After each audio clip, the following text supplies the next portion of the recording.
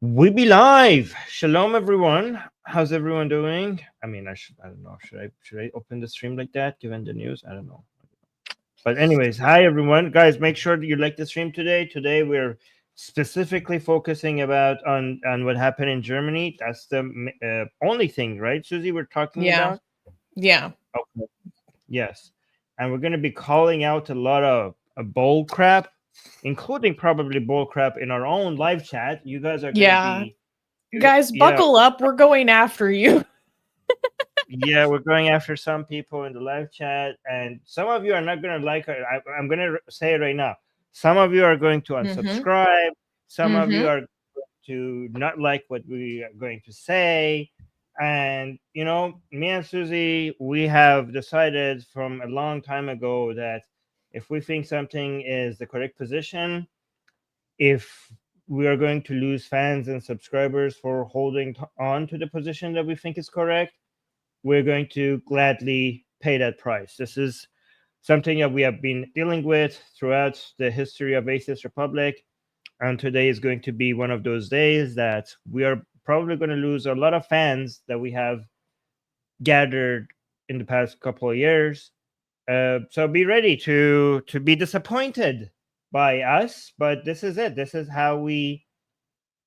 what we're going to do. Anyway, Susie, I'm going to let Susie lead because Susie has done a lot of investigation on this, and I really appreciate the work that Susie is doing in this because she really goes through everything and digs everything out. So thank you, Susie. Guys, make sure you like the stream because people need to see this because there's a lot of bull crap online right now, a lot of garbage take, and other people need to see this take. But hey, go ahead, Susie. I'm not going to. Basically, to piggyback off of what you were saying, Armin, like, that is the price of integrity, right? And this is one of those moments that demands integrity. And I take that very seriously. And I'm not going to make any apologies for it. And I feel compelled to be strongly calling out people without integrity or intellectual honesty. Right? Right. That matters a lot to me. I take that very seriously. So, let's go through what happened. But before we go through what happened, can I just, the first statement I think should be, this was an ex-Muslim terrorist attack. This was, I say that as an ex-Muslim myself, this was an ex-Muslim, and this was an ex-Muslim terrorist attack. Based on the information that we have right now, there is no other justified belief, and we condemn it. I condemn it. As an ex-Muslim myself, the guy was a Zionist. The guy was an ex-Muslim. The guy was an atheist. I am a Zionist. I am an ex-Muslim. I am an atheist. I'm not going to try to come up with excuses to say that this guy was not an atheist. I'm not going to come up with excuses to try to act like this guy was not an ex-Muslim. And I'm not going to come up with excuses to try to say that this guy was not a Zionist. He was all those three things. I am all those three things. I am proudly all those three things. And I condemn this man and I condemn his actions. There we go. And like we already got somebody saying bye. Bye. Okay. You don't like integrity? You're welcome to leave. So, and I second everything Armin just said. I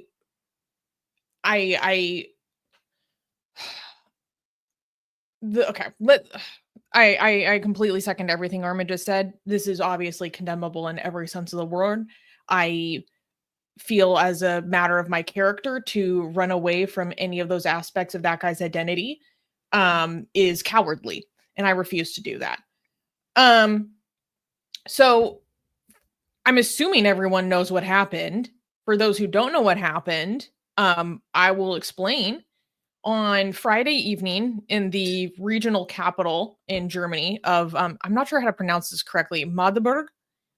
Basically, there was a Christmas market, as is, very common German tradition.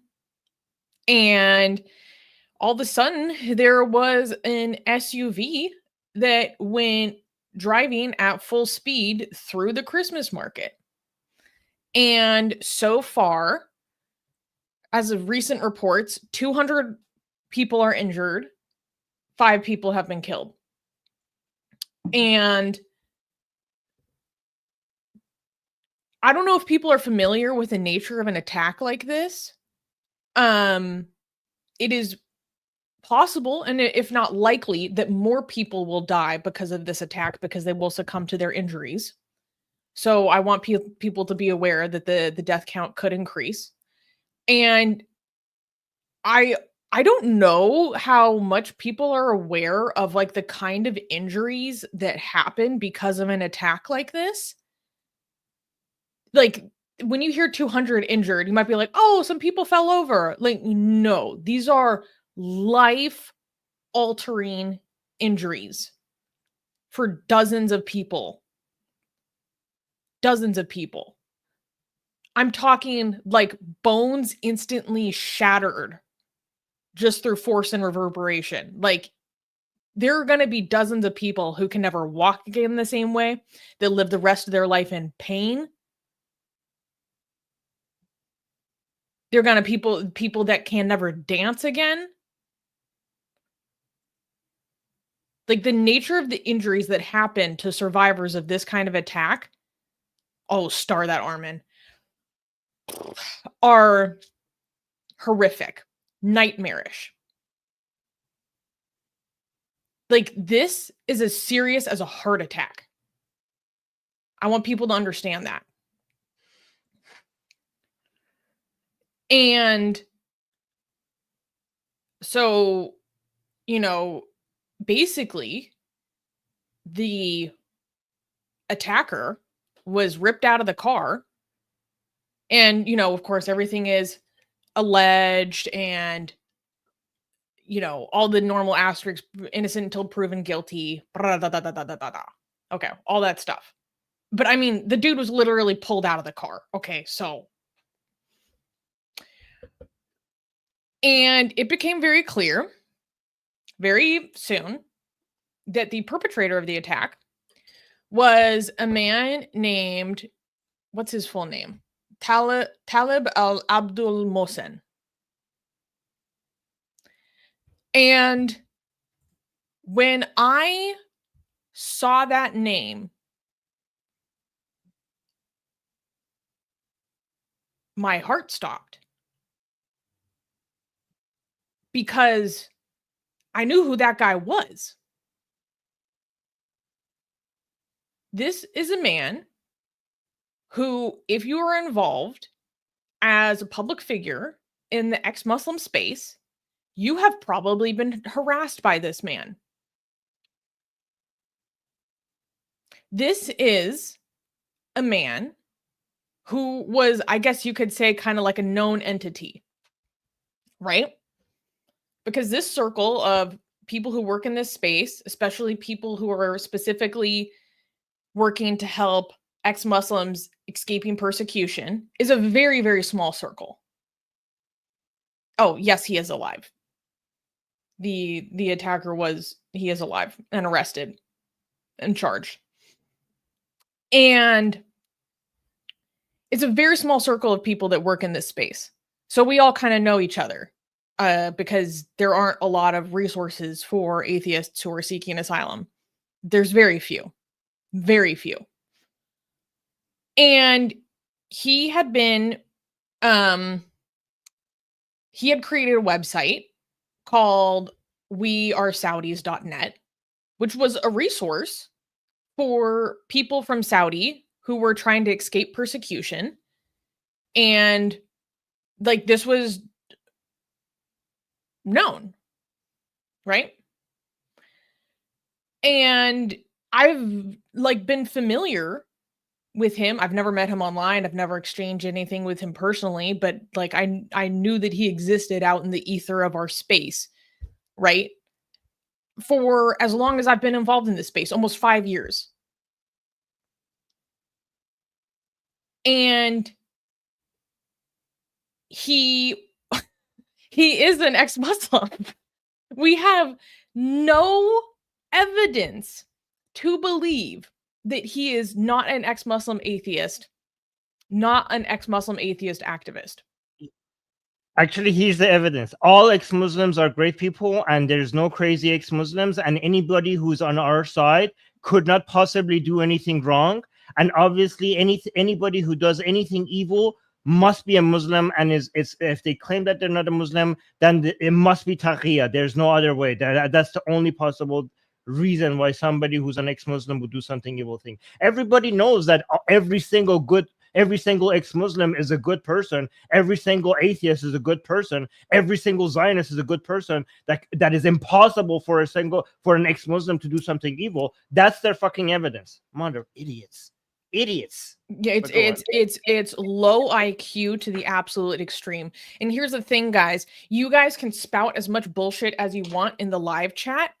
I knew who this guy was. I have 1 degree of separation from this motherfucker. Oh, we're woke because like we knew him. Okay.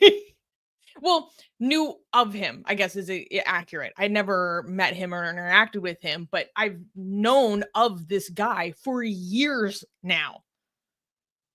His identity was consistent for years. So you guys can spout as much shit as you want, but you're going to have a hard time convincing me because we know of this guy. And the reason why people in the ex-Muslim space know of this guy is because he has personally harassed and threatened friends of ours, personal friends of ours, for years. For years. Right.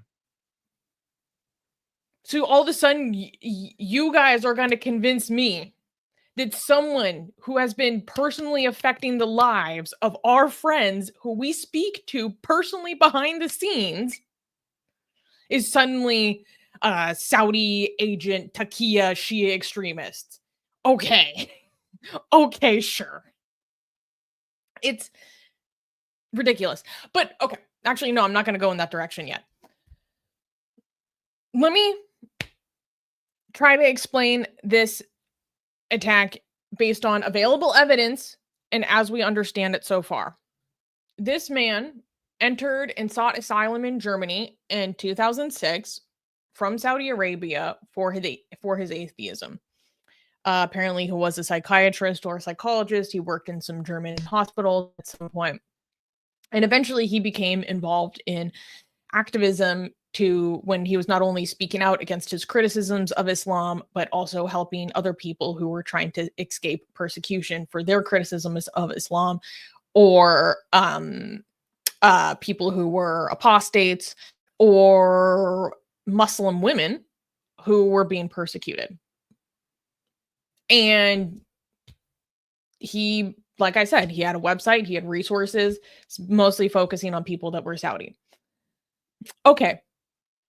At some point, he begins a personal, delusional campaign of harassment and defamation against other Saudi ex-Muslim activists. Let me repeat myself. He begins a years-long campaign of harassment and defamation against other Saudi ex-Muslim activists, or ex-Muslim activists in general, in Germany for years. For years. He begins to spread outrageous and defamatory lies against these other activists, most of whom are women.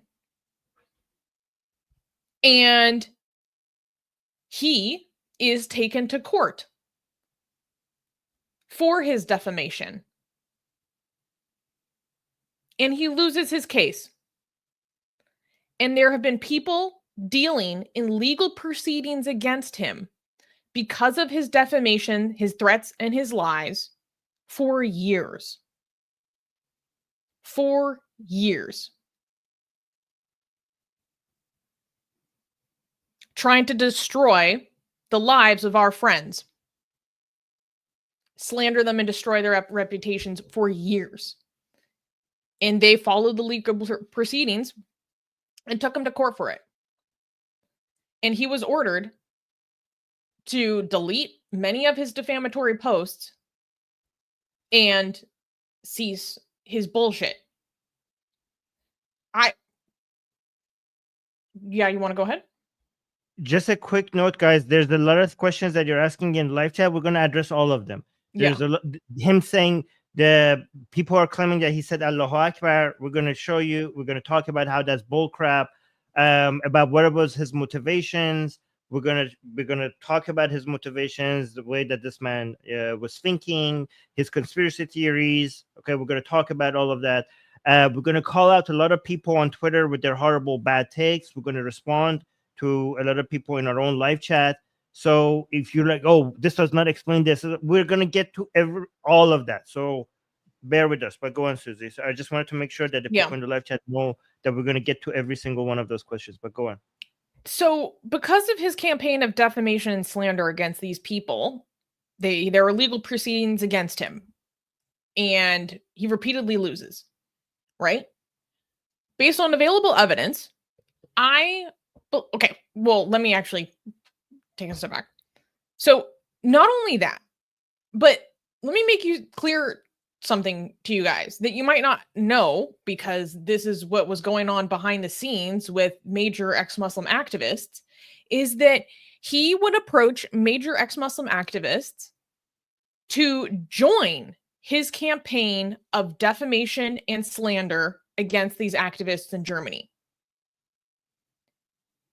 He would send them messages, and a lot of people on Twitter have shared their messages that he sent them, demanding that they join his campaign of harassment and slander.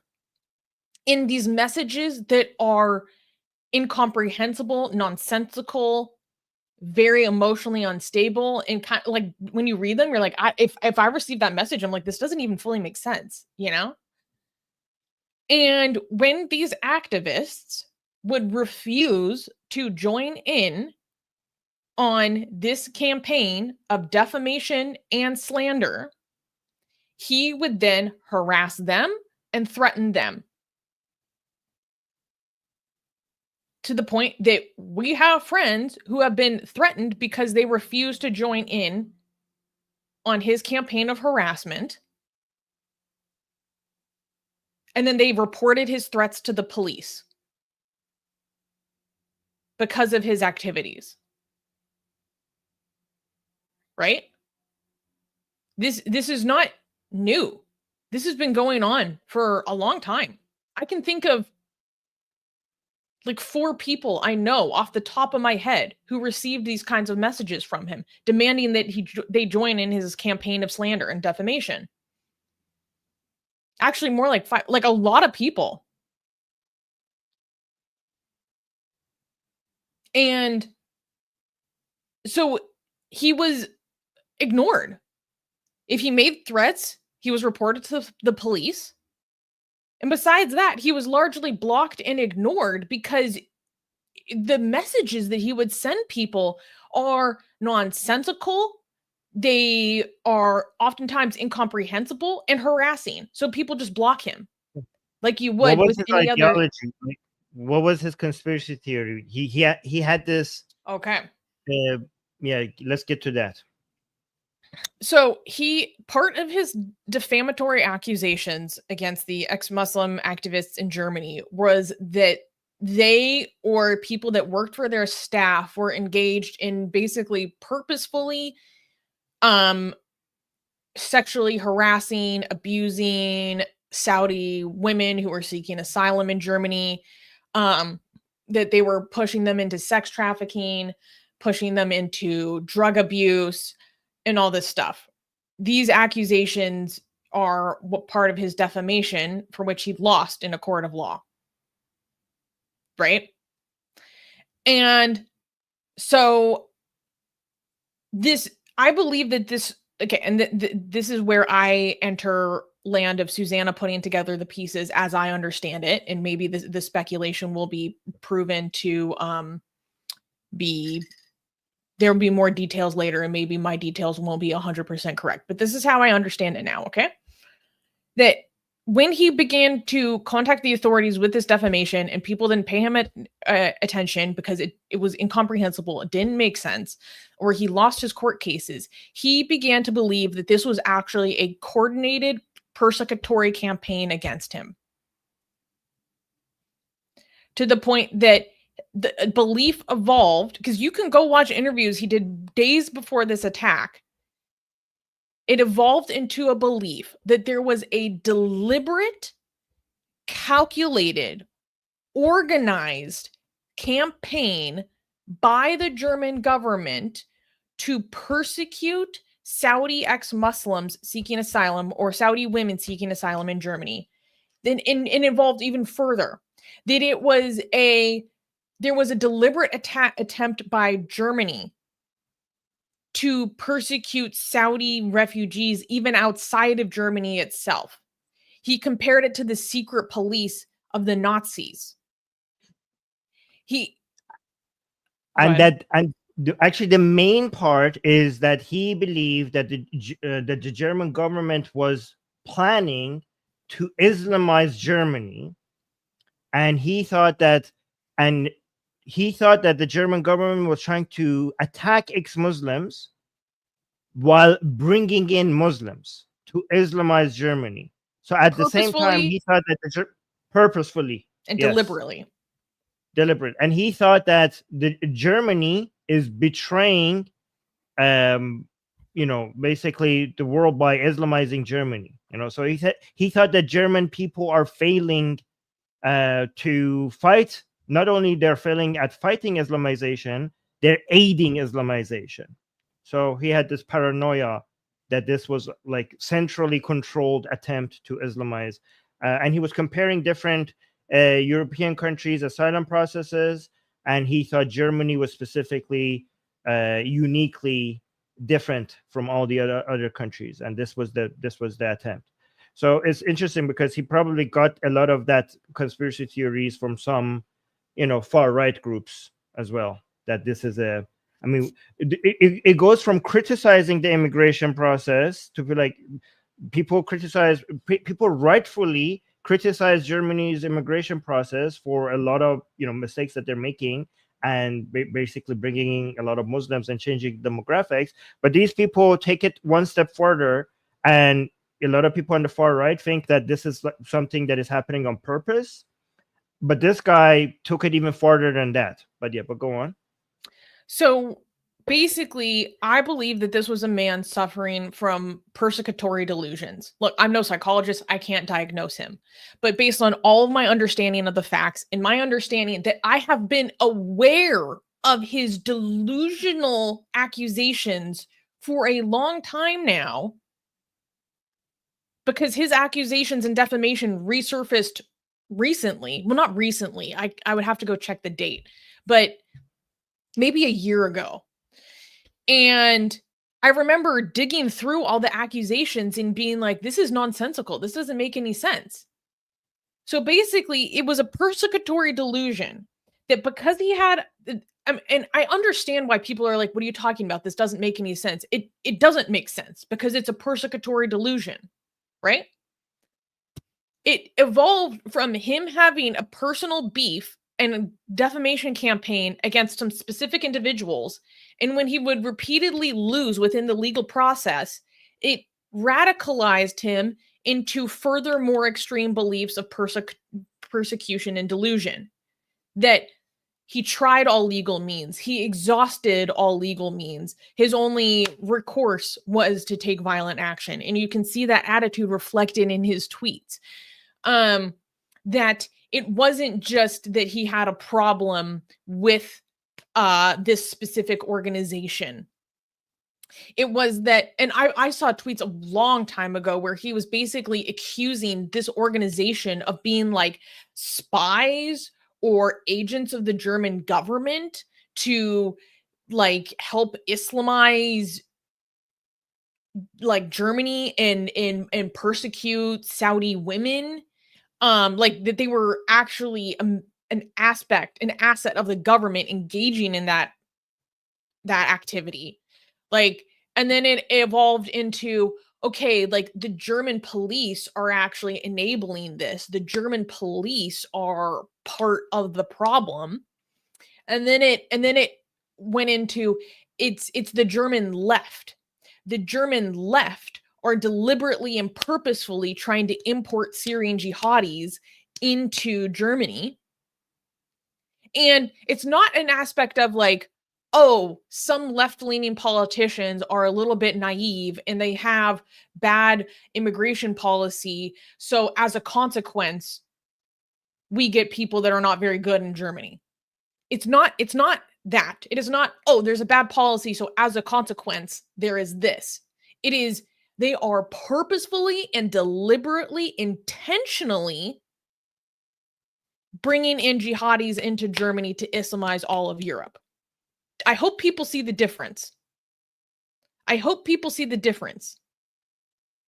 That a rational criticism is, oh, there are some bad policies and we have a bad result as a consequence. And this is, and then the other version is, this is a intentional and deliberate plan and conspiracy. So then his belief evolved from, no, I'm getting to this. It evolved from, okay, I hate the German police, they enable it. I hate the German left, they're doing this deliberately, to I must take this out and punish the German people for propping up the system that, again, going all the way back down, is deliberately persecuting Saudi refugees. Let me repeat that.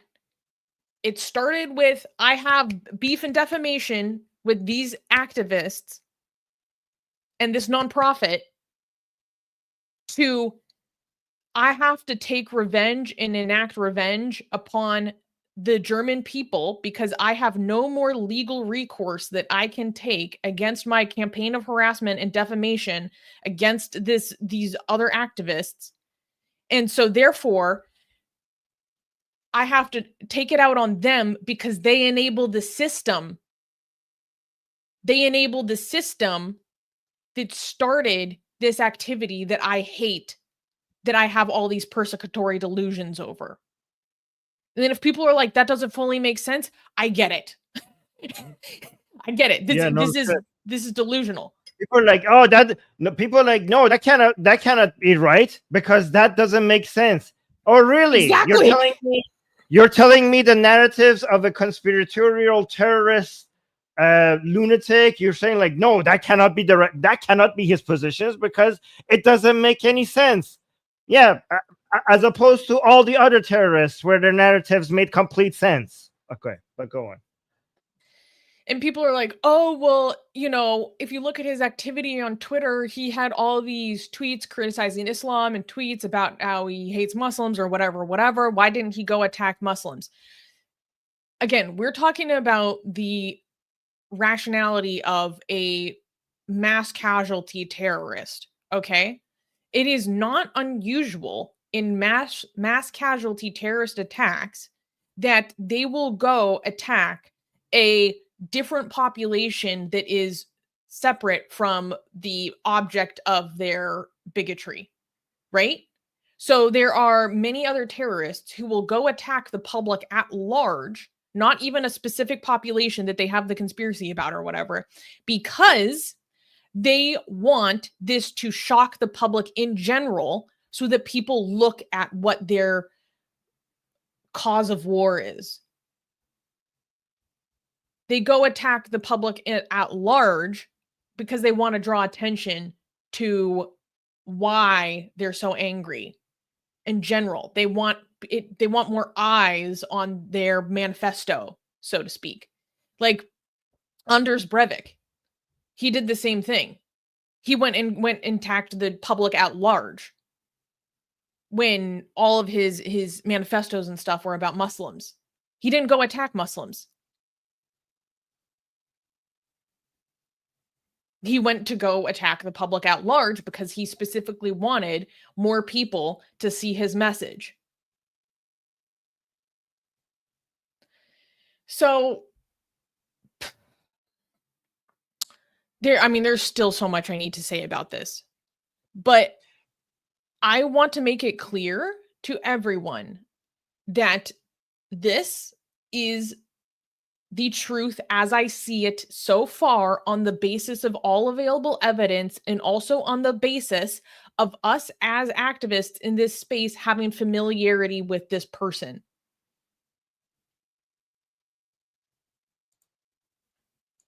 I want people to understand that.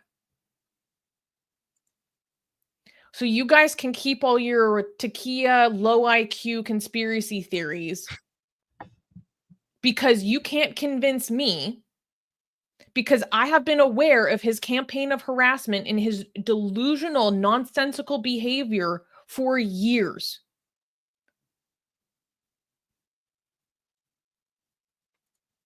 Look at this. As I predicted, people are see ya, like, yeah, go, we don't care. Yeah. Go shout taqiya somewhere else on someone else's live stream. If I'm going to stand up and have integrity. This is all your analysis. I have only known him to be an ex-Muslim atheist. You're telling me he was consistent in that identity for 16 years to then all of a sudden be a sleeper cell jihadi? It makes no sense.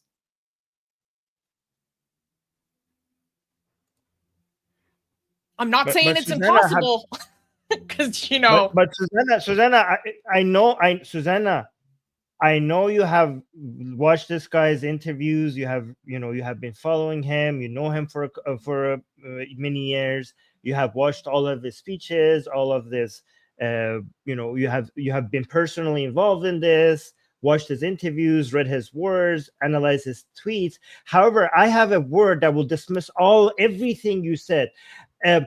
Taqiya. That's it. I just destroyed you. Have you heard of taqiya? Case dismissed. I win. You lose. Yeah. No, okay. If anyone is, let me.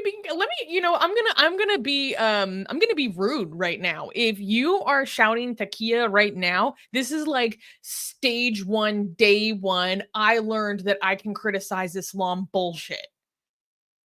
This is kindergarten level bullshit. If you are interested in, criticism of Islam and learning about it as an ideology and a set of beliefs and its own internal rule system and internal logic, all that shit, this is day 1. I just learned something about criticizing Islam bullshit. This is like elementary level bullshit.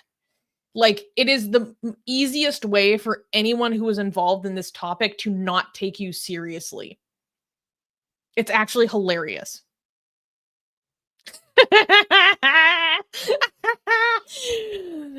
It's absolute bullshit. You guys can cope and seethe and say that this guy is a Muslim jihadi all you want.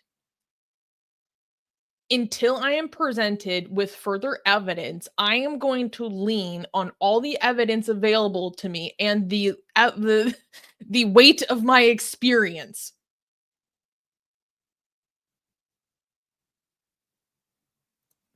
Look at this idiot. Taqiya is the core principle of Islam. Oh, no, my you God. fucking idiot. It's not.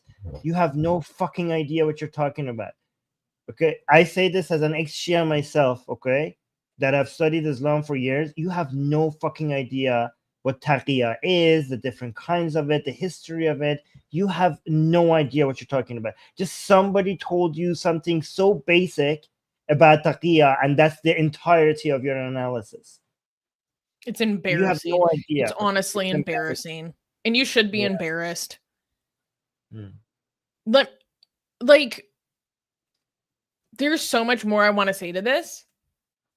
And basically, like, you bring on your attacks. Okay, bring on your denialism. Give it to me. Bring on your insults to us. You know why? Because the truth will stand under scrutiny. And I'm not saying that we have the full truth right now, but I'm giving you what we understand at this point. Yeah, this is the justified belief based on the available evidence. By the way, the main so-called evidence people say they have, and we're going to go over a lot of other claims on Twitter and also your comments and the super chats. But it's that this 2CTV came out and posted that the guy said Allahu Akbar. Do you want to bring that up and just respond to that, the Allahu Akbar claim?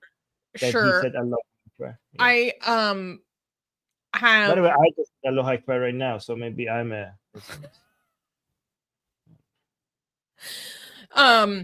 Wait, there was something else I wanted to say. Oh crap! Oh, I remember what I wanted to say. Before we get into that, I want people to understand something. Like, now is not the time to deny who this man was. Like, once again, I believe that he was an ex-Muslim. I believe that he was an atheist. I believe that he was a vocal critic of Islam. I believe that he was a Zionist. I believe that he supported AFD. I believe that he maybe liked Tommy Robinson. I'm not going to deny it.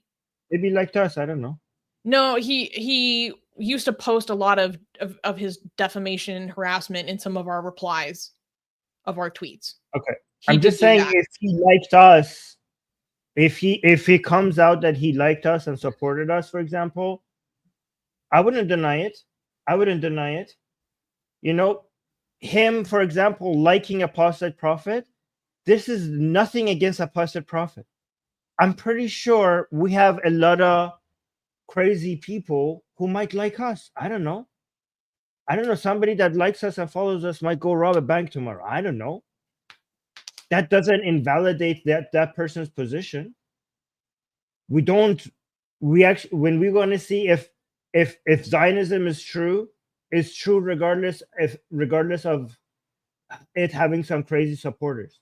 If being an ex-Muslim is a valid position, it will still be a valid position regardless of it having some crazy people within it. We judge ideologies and positions based on whether or not they hold up logically against criticism, not based on the attributes of every single one of the people who. That's exactly how we've been criticizing Islam. You see how our criticism of Islam is now holds up. This channel tells. I have constantly told you that we are anti-Islam because of what's in the freaking text, not because individual Muslims misbehaving. I told you that even if every single Muslim in the world was on the best people, I will still say Islam is evil because I read the Quran and the Hadith, and if Islam means what the Quran and Hadith tells you, then Islam is still crap. Even if every single Muslim is a good person, I will still tell you my position is that atheism is the correct position, even if every single atheist in the world is pure evil. Every single atheist in the world is pure evil. That would not mean that there is evidence for the existence of God. Atheism will still be the justified position. So look at our consistency. If people who are going after like Islam because like, oh, this Muslim did something bad, this not statistics, just this individual did something bad, this means Islam is evil.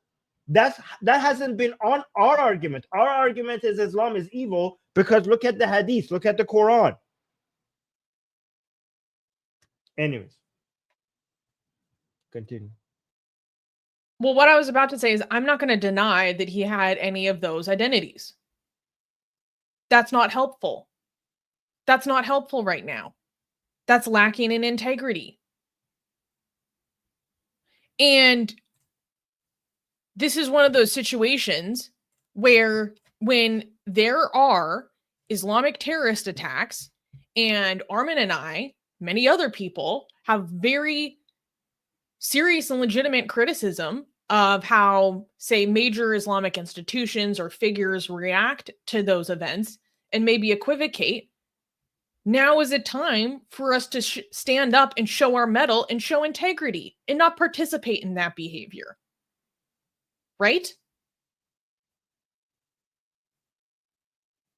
And so I'm going to take the opportunity to say that if people are talking about, oh, well, you know, the sad thing is, well, I mean, besides obviously the victims, but like, you know, this is going to have blowback on ex-Muslims, and this is going to make it harder for ex-Muslims seeking asylum in Europe. And oh, this is going to, you know, have blowback on Arabs and make it harder for Arab, blah, blah, blah, blah, blah. I don't care. Now is not the time to talk about that. Now is not the time to talk about that. Now is not the time to do the Norm Macdonald joke where it's like, oh, you know, ISIS blew up half the world, but think about what this will do to all the peaceful Muslims, blah, blah, blah, blah, blah. It's literally like a meme that people use. It's a joke, right? So I'm not going to engage in that kind of shit. I don't care about that right now. We can have that discussion later. Right now, the focus needs to be on bringing this man to justice. I hope they throw him under the jail. I hope they throw him under the jail. I hope he rots in prison. Oh, no, star that. I'm going to go after that later. And all of our focus should be focusing on the victims, the immediate victims of this attack, who have had their lives altered forever.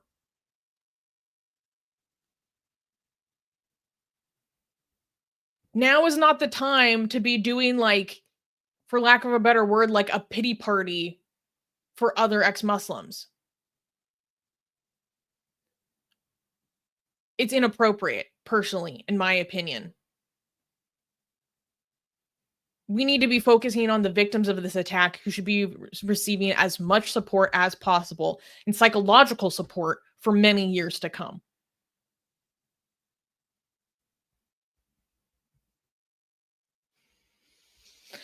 So, oh my God, there's so much bullshit that we need to respond to that's going around online.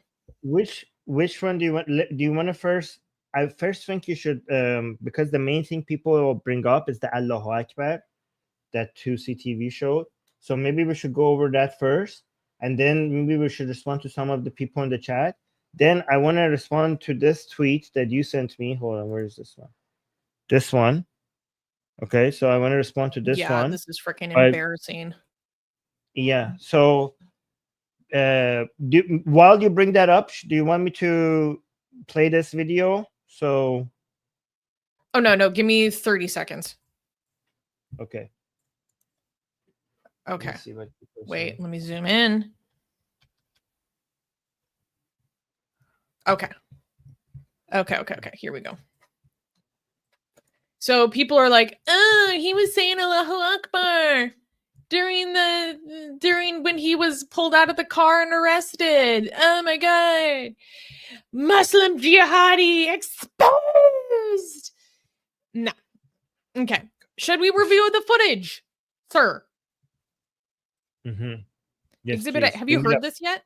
Have you heard this, Armin? No, bring it up. No, okay. I haven't. Bring it up. So, it's not up. Here we go. He's supposed to say it around the 17-second mark. Listen very closely. Listen very closely.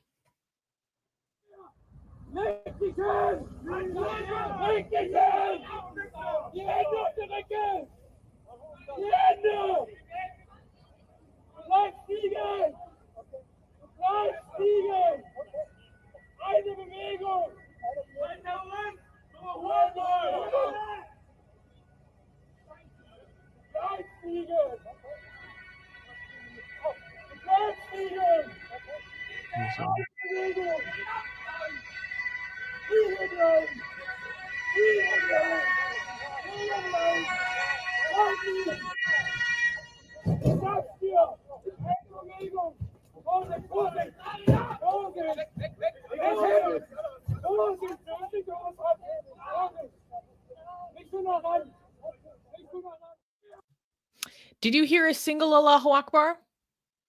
No, I think there was some German that people. Yeah, because some. I think because some German speakers, the part that people think he said Allahu Akbar, some German people actually translated that. Yeah, no. So it's supposed to happen, excuse me, around the 22-second mark. Let's listen one more time. You hear a sound that starts with A. You hear a word that starts with A. Okay, that's all you hear. But let's listen again. First 30 seconds.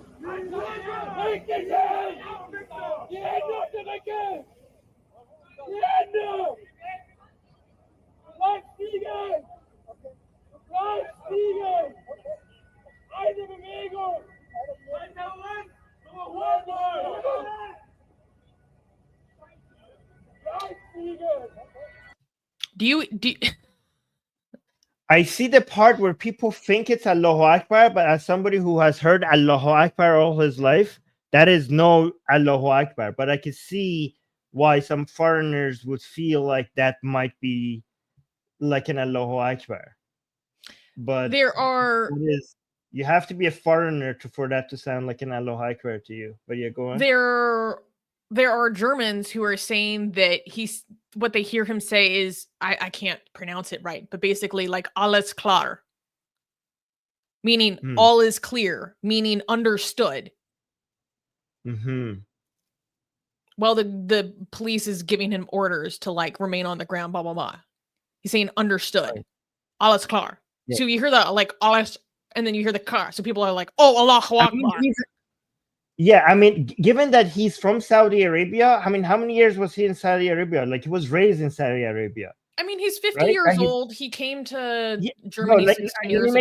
Let me make my point. My point. Like, that is not how like an Arab, like if that is not an Arab speaking, a native speaking Arab person saying Allahu Akbar. That is maybe an American or a British or a German's mindset idea of how somebody might sound like when they're saying Allahu Akbar. That is no Allahu Akbar, especially if you're born and raised in Saudi Arabia. That is not what Allahu Akbar sounds like at all. So should we go through this taqiya video? Yeah, there are even Israelis being like, I'm Israeli, and that doesn't sound like Arabic to me. No, that is like he's saying something in German. By the way, guys, if tomorrow, for example, there's evidence that comes out that this guy is a Muslim, I would come here and be like, oh yeah, we were wrong. Okay? But that would be the point to believe it. It's not you idiots who think that are calling out taqiya or he said Allahu Akbar here. You're idiots, even if tomorrow evidence comes out that this guy is a Muslim. You're idiots for believing it now without any evidence. The correct position right now, the justified position right now, is that he's an ex-Muslim, unless there's actual evidence to the contrary. Anybody right now without evidence saying that this guy is a Muslim, you are being an idiot. 100%. 100%. Yeah. And if you're like, yeah, Tata's like, this case is so weird. It is very, very weird. It is very, very weird. It took me a long time to process and comprehend like stuff yesterday. And if someone is like, what you're telling me, Susanna, doesn't make any sense, like, I kind of get it because it is so bizarre. You know what I mean? Yeah, like, I mean, for most people that do not have like a personal familiarity the way that we do, I think it probably would seem like more obvious that this is a secret jihadi or whatever. Because the facts as they are like, what? But because we have personal insight into this, I'm like, no, this is what it is. Let me respond to David. David saying it makes no sense. That's exactly it. Because the guy was a lunatic. If a loon does something like this, what makes sense is for it not to make any sense. You would expect it not to make any sense if somebody crazy does something. If it made sense, there would be no terrorist attack to begin with. The guy wouldn't be doing what he did if it was supposed to make sense. Not everything everybody does makes sense. That's why we call some people crazy. We're talking a man that had a campaign of defamatory harassment against our friends for 7 years. Right. who was dismissed by the entire ex-Muslim community or people who had any legitimacy because everyone who interacted with him quickly became familiar with how nonsensical and irrational his behavior was. Everyone who interacted with him blocked him because of his harassment and how unstable he was. So you're telling me that I'm supposed to believe that a Saudi, because one conspiracy theory is that he was a Saudi agent who was sent to Germany to help spy on and undermine ex-Muslim activities, specifically among Saudi refugee seekers in Germany. If that was, let me be clear, I've never worked in covert operations, but if I was involved in covert operations, I would think that the least successful way to do that would be to alienate everyone in the community because of how irrational and predictable and bizarre his behavior was. What kind of like operational success is that? To alienate everyone who works in the space because of the instability of your own behavior. That doesn't really sound like a very, efficacious covert operation. Okay? Give me a break. By the way, can I respond to let me respond to this because this is a good point and I know how to respond to this. So a little cat feet saying, what if we're saying we don't know yet? Some are saying definitely taqiya, and you are saying he's definitely an ex-Muslim. No, that's not what we're saying. I'm saying it's the justified position that he's an ex-Muslim. I never say, I mean, I try not to ever say definitely. My position, as much as I try to be careful, is as much as I try to, is never definitely. Philosophically, I only have my position over. I would only say definitely over the existence of something in the universe. That's the only thing I would say definitely. You could say not. You could be skeptical, but still have a justified position. So when something is more likely, very likely, then you could still justifiably hold that position without saying definitely. So look at me and Susanna saying the most reasonable explanation based on the ample amount of evidence that we have is that the guy is an ex-Muslim. We don't have to wait to make that to say that, as long as we're willing to change our position if other evidence comes and shows that we are wrong. You don't have to wait for certainty to make a claim. You just have to have enough evidence for it to be likely enough for it to be a justified position. And these two are not the same, because the people who are saying this guy is an ex-Muslim, we have more than a decade of evidence that this guy is an ex-Muslim. The people who are saying that this guy is a Muslim, they're just shouting taqiya, and based on they're saying he said Allahu Akbar. Tweets taken out of context that we'll go through. Some tweets. Yeah, compare the evidence. Think which position is more justified as of right now with the evidence that we have. We have more than a decade of evidence that this guy's an ex-Muslim. If the evidence tips the scale to the other side, we will move with it as well.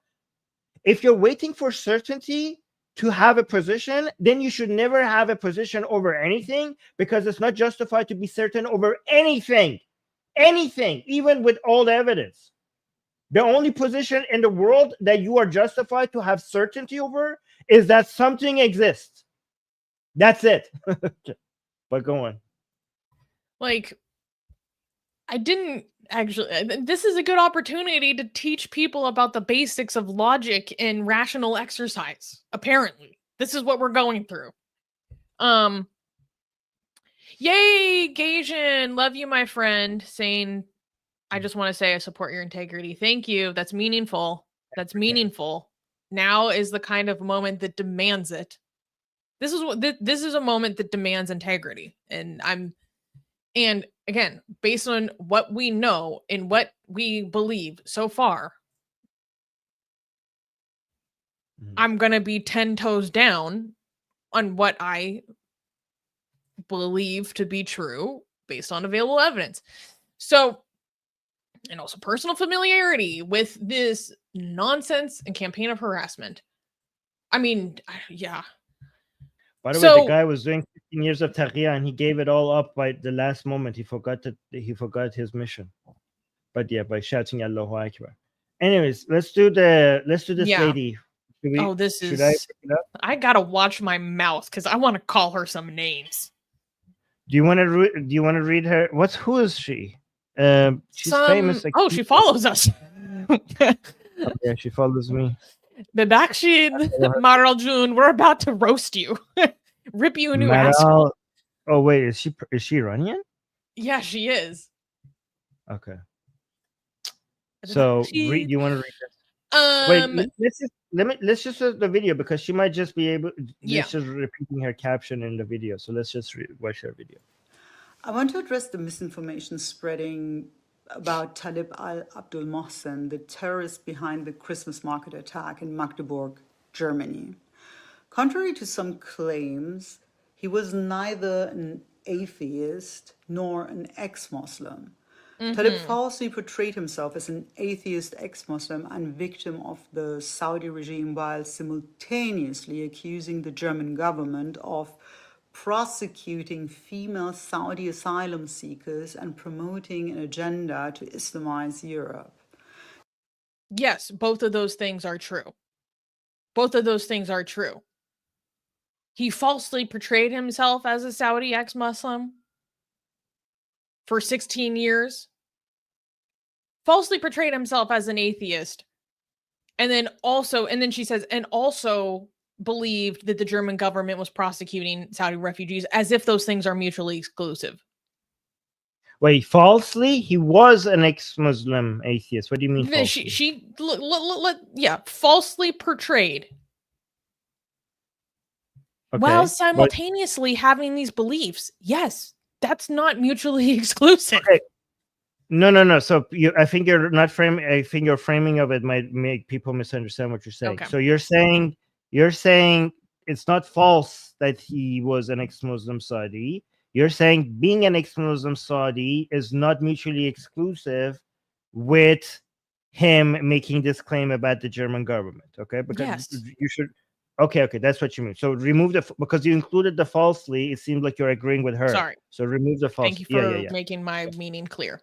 Himself as an atheist. So for people who don't understand what Susanna just said, she's saying is because this guy is accusing the German government of this and that. That means that this guy could have not been an ex-Muslim. I don't know, which is why not? Like, how is that? How is it possible? Where did you come up with this idea that these two things cannot be? That's a false dichotomy. Why cannot those two things not be true at the same time? Yeah. Okay. I mean, it doesn't. It's weird. That doesn't mean it's not possible. Victim of the Saudi regime while simultaneously accusing the German government of prosecuting female Saudi asylum seekers and promoting an agenda to Islamize Europe. His identity as a radical Shia Muslim is evident, even from his name, which explains his hostility towards Saudi Arabia and his wicked jihadi agenda. What? What's their point? From his name? So the guy is anti-Saudi government. Okay, how does that make him not an ex-Muslim? Yeah, guys, can somebody help us out here? How is this guy not an ex-Muslim? Because his name shows that he's an. I don't know. I don't understand. Okay. His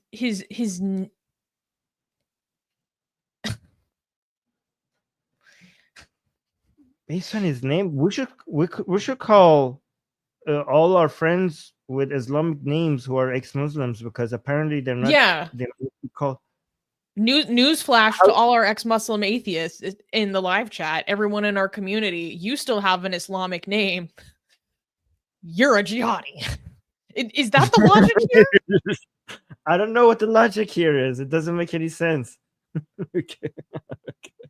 All right, let's continue. Oh my God. I'm getting so much kick out of the absolute low IQ bullshit in the live chat. We will get to that. Sorry, this is hysterical. We will get to that. Saudi Arabia and his wicked jihadi agenda. Leaked tweets and chats. Okay, wait, I'm gonna. Screenshots now circulating on X reveal his connection to radical Islamist networks, including accounts linked to ISIS. No, okay, that was a claim. His tweets suggest that he is linked to radical Islamic networks. Let's go through these tweets. This lady is jihadi agenda.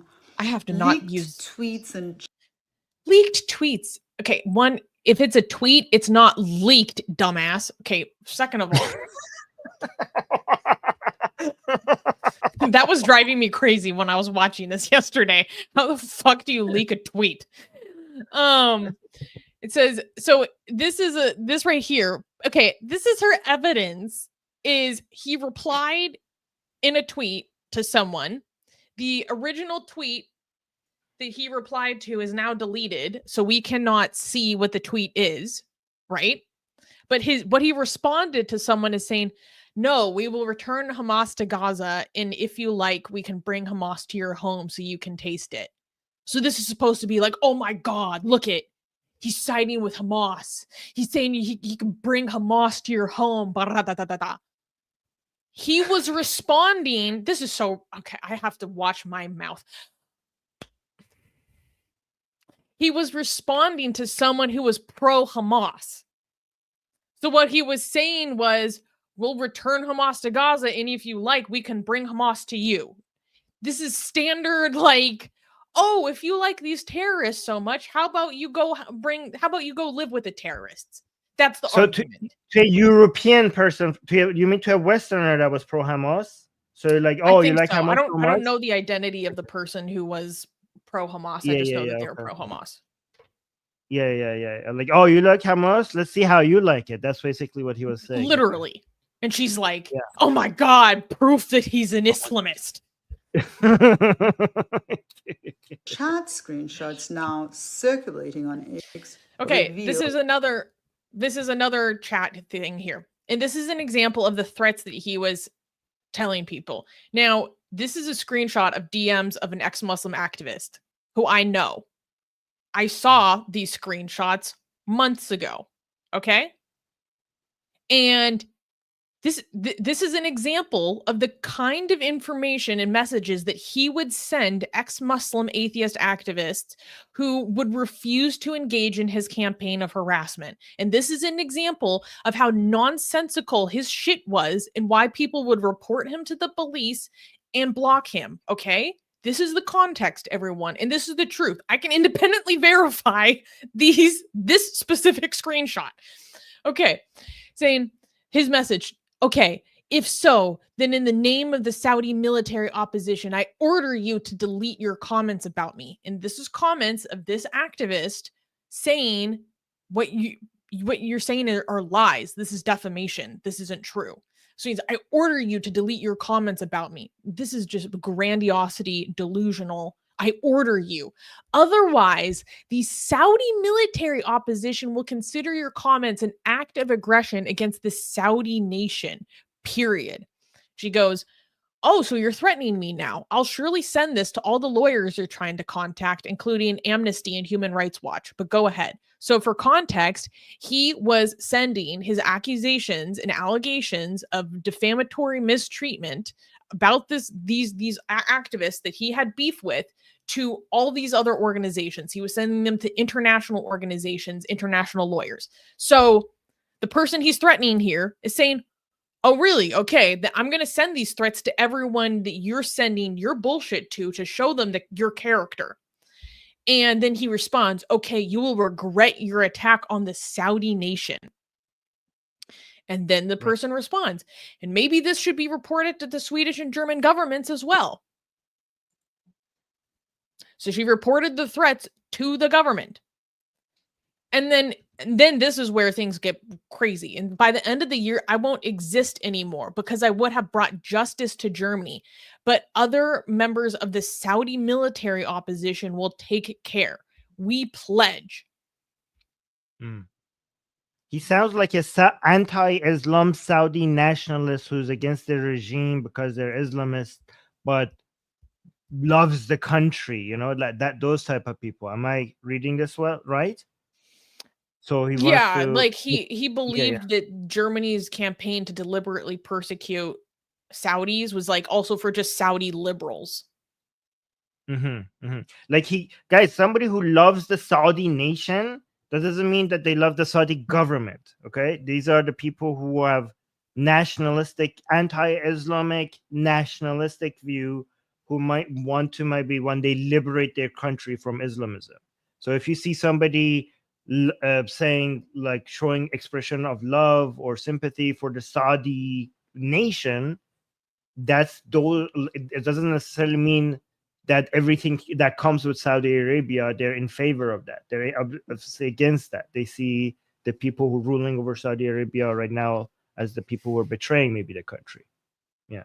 So his threats are reported to the police. His harassment is reported to the police. And then people block him and ignore him and move on. You know why? Because especially as people who are involved in this space, ex-Muslim atheist activists, like, I don't know if people understand the level of outrageous, nonsensical, delusional, weird shit and threats that we get messaged all the time. Harassment all the time. People in this space are so desensitized to that, you people have no idea. So it's, okay, I got to report another threat to the police, block, and move on with my life. Because it's so consistent, the amount of insane shit that people message activists in this space. You can't differentiate, like, who's a real threat over who isn't, because the amount of just absolute bullshit is so high. I just want to give people that perspective. His connection to radical Islamist networks. Okay, a connection to radical Islamist networks. Okay, so this is him responding to tweets by Omar Abdulaziz. Omar Abdulaziz is a Saudi dissident expat who I believe sought asylum in Montreal, Canada, because he criticizes the Saudi government and does like satire of them on his like YouTube television program. Oh my God, an Islamist. Da da da da da da. Wait, no, like he's a Saudi dissident. Oh shit. Holy crap, I have connections to people like that. Am I an Islamist? Guys, I've been doing taqiya on you for all these years. Because I follow people, I have interacted with some. I have had friendly conversations with people that support jihad or they're considered Islamists. You know, I've had even live streams with some of them, and I've been very friendly to them. Sometimes, you know, trying to show some, you know, respect as a way for us to be able to have a conversation with. I mean, based on these standards, like, there are more evidence against me being an Islamist than this guy. But yeah. Okay, so now he had a tweet where he tagged Omar Abdulaziz, and this is proof that he's part of an Islamist network, clearly not knowing who this other activist is. It's insane. Right. Networks, including accounts linked to ISIS, an ex-Muslim organization. That's the account linked to ISIS, a Saudi dissident who does satire, like making a joke about ISIS. That's your proof? Okay. Organizations and activists on X have also reported receiving direct threats from Talib. Ask yourself. Yes, ask yourself why. Okay, well, if we're talking about the ex-Muslim activists and organizations that have received threats from them, how about, lady, you listen to those victims telling you why and how he targeted them. And they make their experience with him exceedingly clear, lady, that it is because he had defamatory accusations against them that he lost in court and beliefs of a persecutory delusion and a conspiracy about them. Why, if you want to bring up the evidence that he was harassing and targeting ex-Muslim atheists, why don't you go listen to those people who interacted with him say what happened? And they are very consistent in saying that he was harassing them and threatening them because they refused to engage in a campaign of defamation against another activist. Ask yourself why. They're telling you why. Again, guys, the people who have been targeted by this man preceding this a terrorist attack are people that Armin and I have known for years. They're our friends. They have been telling us why for a very long time. Their meaning is entirely clear. It is because they refused to engage in a campaign of harassment against another individual. That's why they were threatened. Ask yourself why. Give me a fucking break. Why would an atheist threaten ex-Muslims? It doesn't make sense. Okay, by the way, completely separate, like atheists and ex-Muslims can have like beef and arguments amongst each other for anything. It's not impossible. Why would an atheist threaten ex-Muslims? Yeah, stranger things have happened. We have other fights amongst each other for other shit. I mean, I have been harassed by some ex-Muslims before. Am I going to go, like, does that prove I'm an ex-Muslim? Throughout my 15 years of activism, 20. I have had some ex-Muslims who have personally came and harassed me and the people in my life. So am I going to be, okay, so is that proof that they are Muslim? Or is it an indication that every group has its fair share of weirdos? Like every group has, bad people. Like I don't understand. Like, oh, if an ex-Muslim get harassed by another ex-Muslim, that means that ex-Muslim who's doing the harassment must be a secret Muslim. That's your evidence. Okay, sure. Wow. So this tweet by Ali Utlu is now being led as evidence where he's saying, I can confirm everything you say. He attacked me too, again and again. And I can also the Atheist Refugee Organization I was a member of. I don't think he is or ever was an ex-Muslim. I think he worked for the Saudi government. I blocked him in May this year. Personally, a lot of people are saying he worked for the Saudi government. I'm not inclined to believe that on the basis of lack of professionalism in engaging in a covert operation. If he's supposed to be a Saudi secret agent, he fucking sucked at his job. Efficacy below 0. Because you know why? If your job is to go conduct spying operations on Saudi dissidents and ex-Muslims, I don't know. I think it's pretty lacking in professionalism when you go target, harass them, make everyone not want to engage with you, make everyone think that you're unstable, alienate them, so they all want to distance themselves from you. Personally, I don't know. I've never been a spy, but I would think that you would want to engender as close of a relationship as possible with your targets that have the information that you are seeking to funnel back to your government. Personally, a good old saying is, honey attracts more flies than vinegar, okay? He was the vinegar. Okay, like I'm not look. More evidence could come out. This case is strange enough as it is. I'm not inclined to believe that so far because, I mean, if this is true, he was a really shitty spy. This is a classic example of taqiya. Oh my god! Wow, guys, I am tempted to say that classic example of taqiya. Guys, I am really tempted to say that if you hear any people who are talking about Islam or criticizing Islam or Muslims, if you hear taqiya in their analysis, 95% of the time they're full of shit. Okay, if taqiya is part of their analysis of what's happening. Okay, not all of the time. Okay, there are instances where you could be like, okay, yeah, this is actually a genuine example of taqiya. But 95% of the time, when you hear the word taqiya, this is an idiot that does not even understand what they're analyzing. But yeah, go on. Yeah. Okay. So Armin, I'm going to let you take over this portion while she explains what taqiya is, and I would like you to respond to her. Okay. So you take over playing the video. You go ahead. I'm going to lose my shit.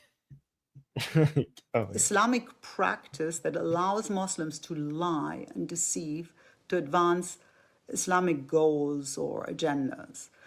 Wait, so based on this, like any ex-Muslim kids now could also be a Muslim because they're doing taqiya. Like, we can't trust anybody. Talib's false narrative designed to sow.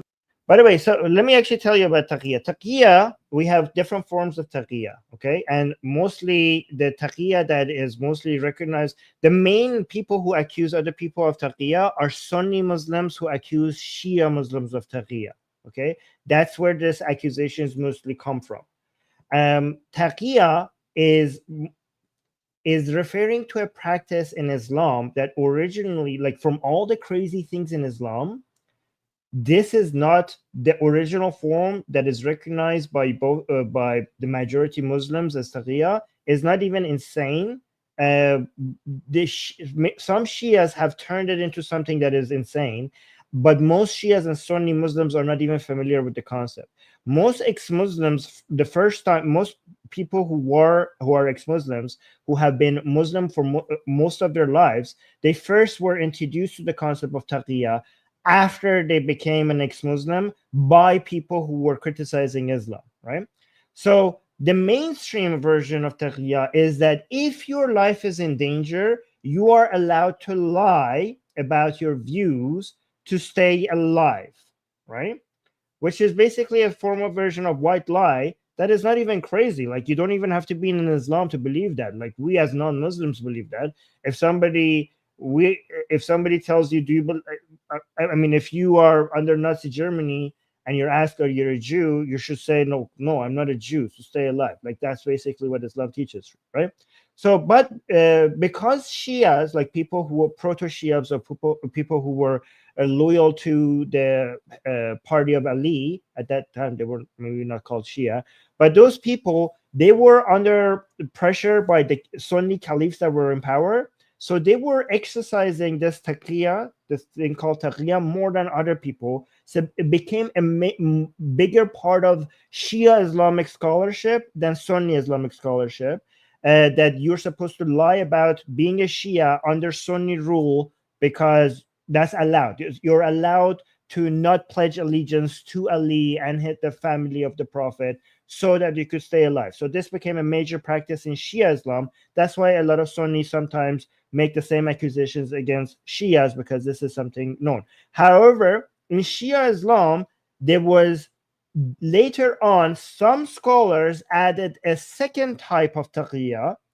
which means that it's not just for the sake of living that you are allowed to lie. You could also lie for the sake of protecting Islam. Okay, and this is just some Shia scholars adding that as a version of taqiyya. And again, this is something very minor, very specific, that a lot of these people are just attributing to every freaking Muslim or anybody that either is a Muslim or have had any history with Islam. As soon as they say something that is not in line with the narratives that they like, they just taqiya. That's my analysis on this.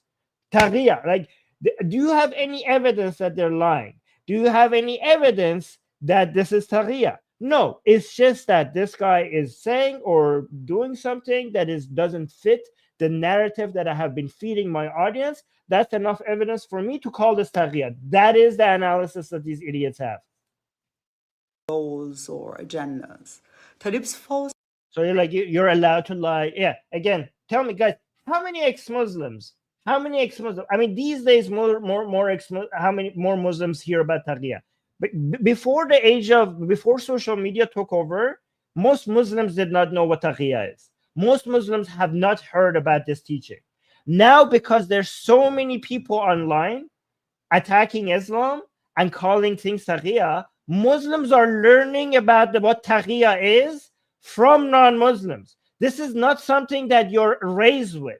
This is not something so fundamental part of teaching Islam that you are familiar with. This is something that maybe some people who are very familiar with Islamic teachings, these are not one of the core principles. This is not like Tawheed. This is not like Zakat. This is not like Salat. This is not like Hajj. This is not like any of those things. Okay? This is not like the Shahada. This is something very minor that only a few people have heard of as a Muslim, if they're really following Islamic teachings. Now many Muslims might hear about it, but because non-Muslims can't stop talking about it. That's how Muslims get introduced to the concept of taqiya, from non-Muslims.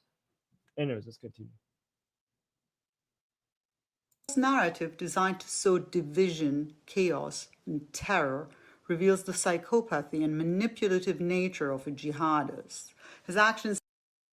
I mean, obviously, he's there to sow discord and terror, and that he is a psychotic and manipulative individual. Just go ask about the experiences of the people he's been conducting a campaign of harassment against for the past 7 years. That doesn't mean that he's a fucking jihadist. Oh my God. Seek to destabilize and confuse society, to paralyze any meaningful response to radical threats by portraying himself as a victim of Sunni Saudi Arabia, who he, from his radical Shia perspective, considers fake Muslims. He furthers both his jihadist goals and his sectarian battle. Individuals like Talib... Wait, what the hell? Okay, in interviews, like the interview he gave with the Rare Foundation, he did talk about that he came from a Shia background in Saudi. If people don't know, there's a lot of contention in Saudi with some Shias. There are some Shia extremists in Saudi. We have no reason to believe he is a Shia extremist when he has been incredibly consistent in his profession of his hatred of Islam and his hatred of the text and his professed atheism for a very, very long time now. That is more consistent than you pulling up a couple of tweets out of context. I think they're trying to figure out how they could justify this guy being a Muslim while at the same time being anti-Saudi. They're like, oh, let's just make him a Shia to basically make sense of this without any evidence. Yeah. Talib have no loyalty to earthly life.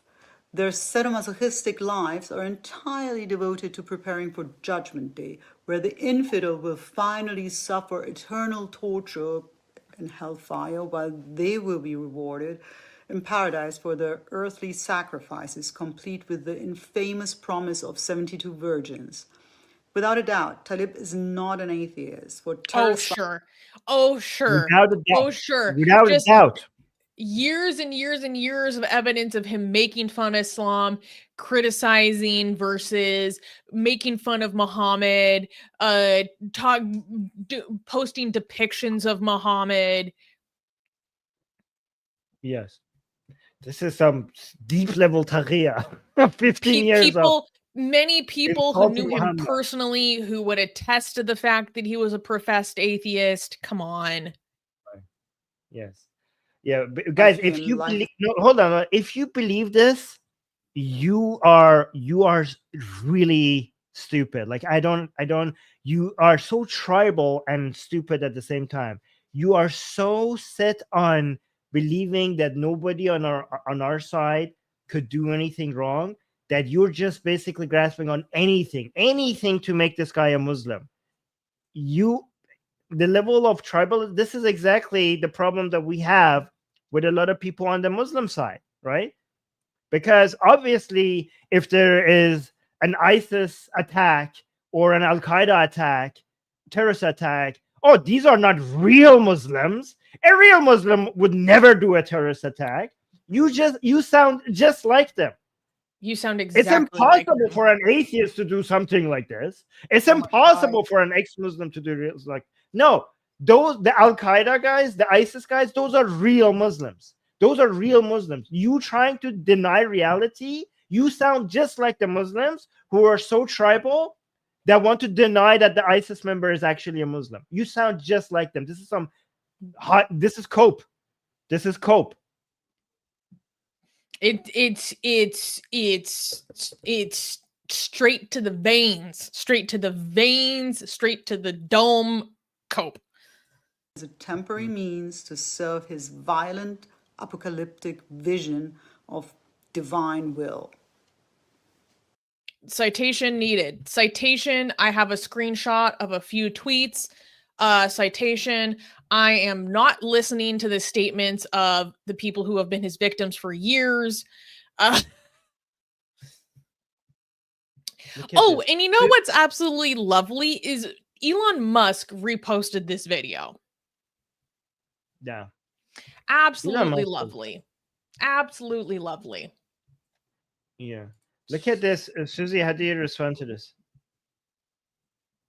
You're losing credibility, guys. Why would an ex-Muslims kill Christians? I mean, maybe you were not here at the beginning of the stream where I explained that he had a persecutory delusion that caused him to believe that ultimately he needed to exact revenge upon the entirety of the German people because they propped up the German leftist government that he believed was intentionally and deliberately Islamizing all of Europe with Syrian jihadis while simultaneously doing a targeted, intentional, and deliberate campaign of harassment and persecution against Saudi women and Saudi refugee seekers, not only within Germany, but with outside of Germany as a whole. Secret police going after him, that they refused to believe his defamatory accusations and allegations of other Saudi ex-Muslim refugee activists that were, allegedly forcing people into prostitution and sex trafficking, forcing them to do drugs. And because no one believed his defamatory accusations, and because he went through all legal means to try to get his defamatory accusations validated in his personal vendetta against these other activists, validated by the German authorities, and they refused to do so because of lack of evidence, and it was not upheld in the court of law, his only recourse was to exact revenge upon the entirety of the German people for their crimes and persecution and how they participated in the persecution of Saudi refugees because they prop up the German leftists. That's why. Yeah, Sue, you know what your problem is, Sue? Your problem is that you think that somebody who does a terrorist attack has to make sense. That's your problem. You're like, oh, this does not make any sense. You don't say. You don't say. Wow, so strange. Nothing about this I'm saying is rational. I'm saying that this is what I believe to be true on the basis of evidence, and also me personally being aware of his irrational in targeting defamatory, harassing behavior for almost 5 years now. Yeah. Also, these are, actually, Vic has a good point. These are not Christians. These are, most German people are not Christian anymore. A Christmas market doesn't mean you're Christian. I go to Christmas markets. Who does it on Christmas? I went to a Christmas market recently. It was lovely. Like, oh, especially in Germany. In Germany, you're guaranteed to have non-Christian. Like, you think Germans are Christians? Germans are not Christians as much as they used to be. Okay, a Christmas market doesn't mean you're a Christian. I mean, it's insane not to go to a Christmas market, to be honest. Like, whatever you are, they're fun. They are fun. They're literally like one of the most iconic traditions in Germanic culture as a whole. I don't know if people realize that. I don't know if people know that. Like if it's just part of the culture.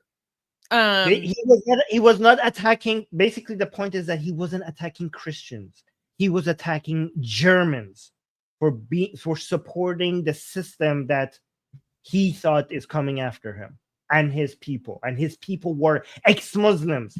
He thought that he thought that the German society was supporting a government that was supporting Islamization, and it was against ex-Muslims.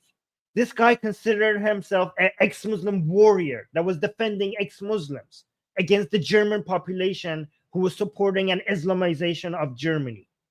And part of the Saudi military opposition. By the way, I have no idea what the fuck that is. I've been talking to other people who've been affected by this guy behind the scenes, and we're all like, what is the Saudi military opposition? Do you know what this is? And to be honest, I think this is just a thing that he made up. Is there any actual Saudi military opposition? I think this is just a thing he made up to like sound like he had a force behind him. Like, look at this idiot. AK saying, that's a BS story, Atheist Republic. It's just a cover, so it doesn't count as an Islamic attack. Oh, and that's why he shouted Allahu Akbar at the very last second to destroy all.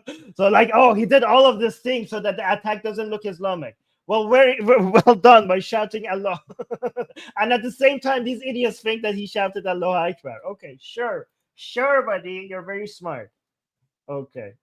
Dude, okay. This is... I'm going to lose my mind.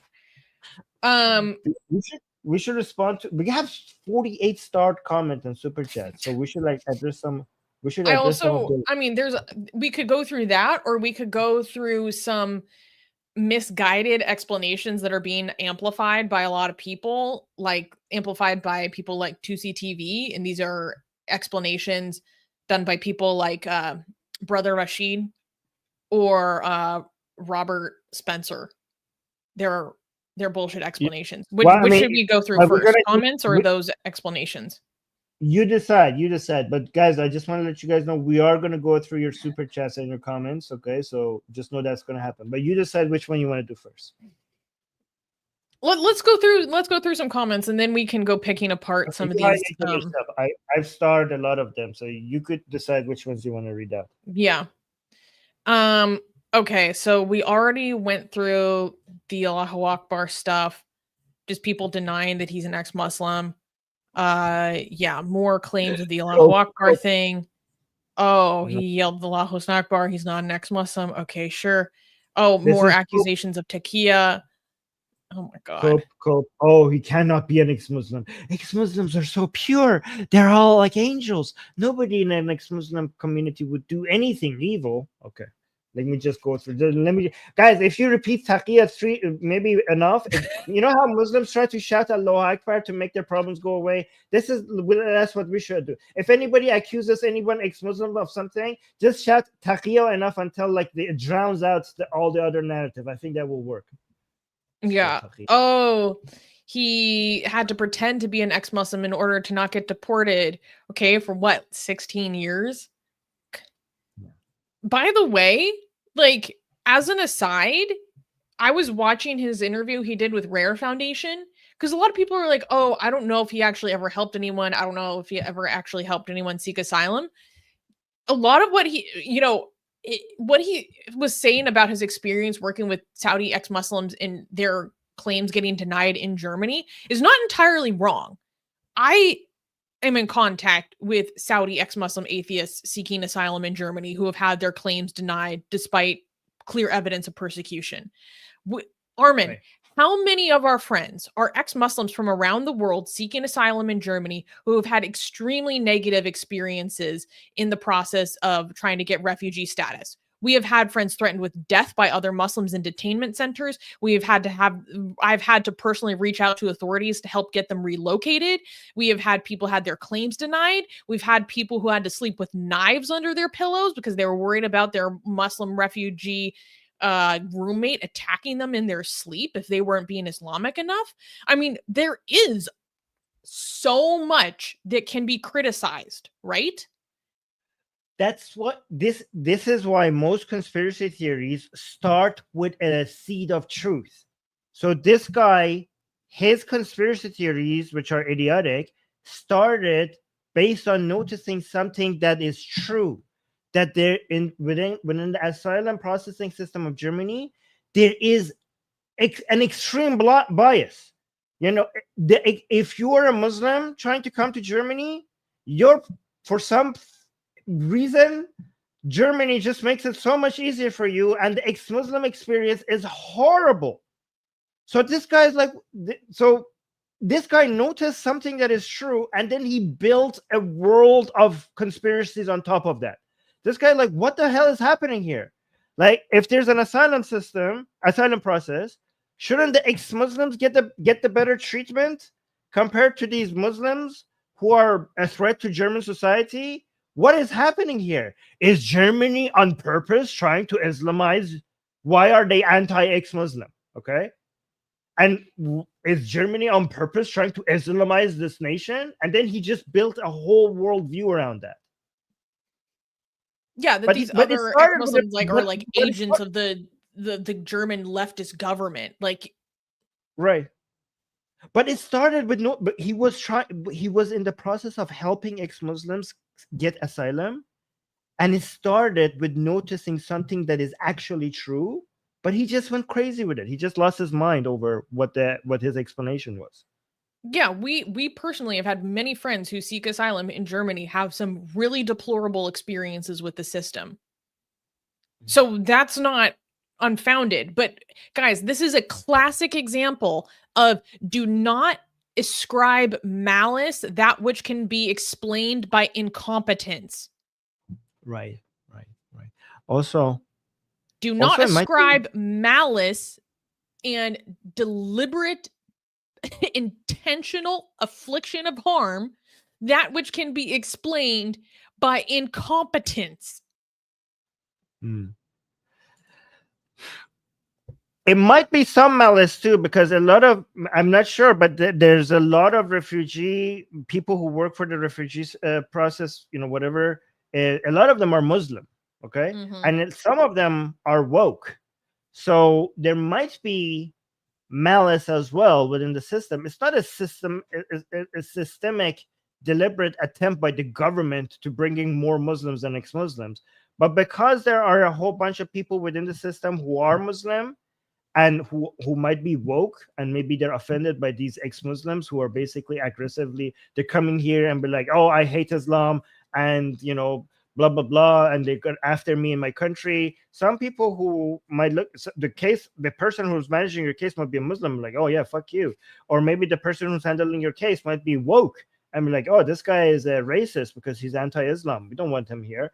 So that might be some of the reason. It's not like a systemic, like, it's not the government, centralized government, like, let's bring in more Muslims than ex-Muslims. That's not the reason. But yeah, these are the things that might explain what's happening. I'm not sure. Yeah, no, I know people in our Atheist Republic community who have told me that they have had aspects of their case deliberately sabotaged by Muslims working within the system.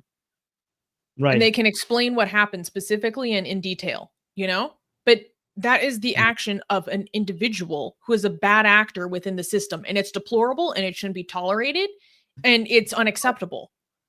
That doesn't mean that there is a deliberate, intentional effort by the leftists in the German government to Islamize Europe. No. The rational claim is that they have some bad policies which are having some bad unintended consequences because of their naivety. They're going through a demographic crisis, and they need to bring in people, and they're not doing a good job at filtering who gets in. That's what's happening, right? Yeah. D is saying, thank you, D, our lovely D, our lovely D, our moderator, and one of our best volunteers for being rational. D, you did not disappoint me. Saying, I think this guy was an ex-Muslim, but he was delusional. He thought the police and government were out to get him.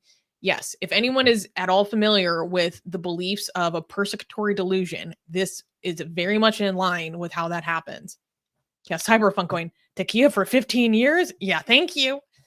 This is a really good, this is grade A taqiya.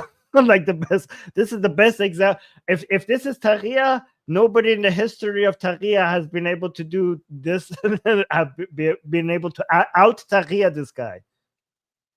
Taqiya champion, gold medalist. Yeah. Are we to believe in ex-Muslim targets Christians? Pure nonsense. This is a made-up diversion. Okay, believe what you want. There's nothing in any of his tweets to make it believe that this was specifically about Christians. If you go through a lot of his statements, it is very clear it is about the German public at large. Yeah. And also for supporting the system that he believes is persecuting his own people. Yeah, and by the way, guys, do you understand that ex-Muslims are not just ex-Muslims? Not everything they do is motivated by them being ex-Muslims. There are also other things about them that might be true. Okay, so like, oh, an ex-Christian would never, an ex-Muslim would never do anything like this. Like, what the hell? Why not? There are crazy people everywhere. But yeah, go on. Honestly, there's no way he's an ex-Muslim. I feel like he's playing a very long game with his socials.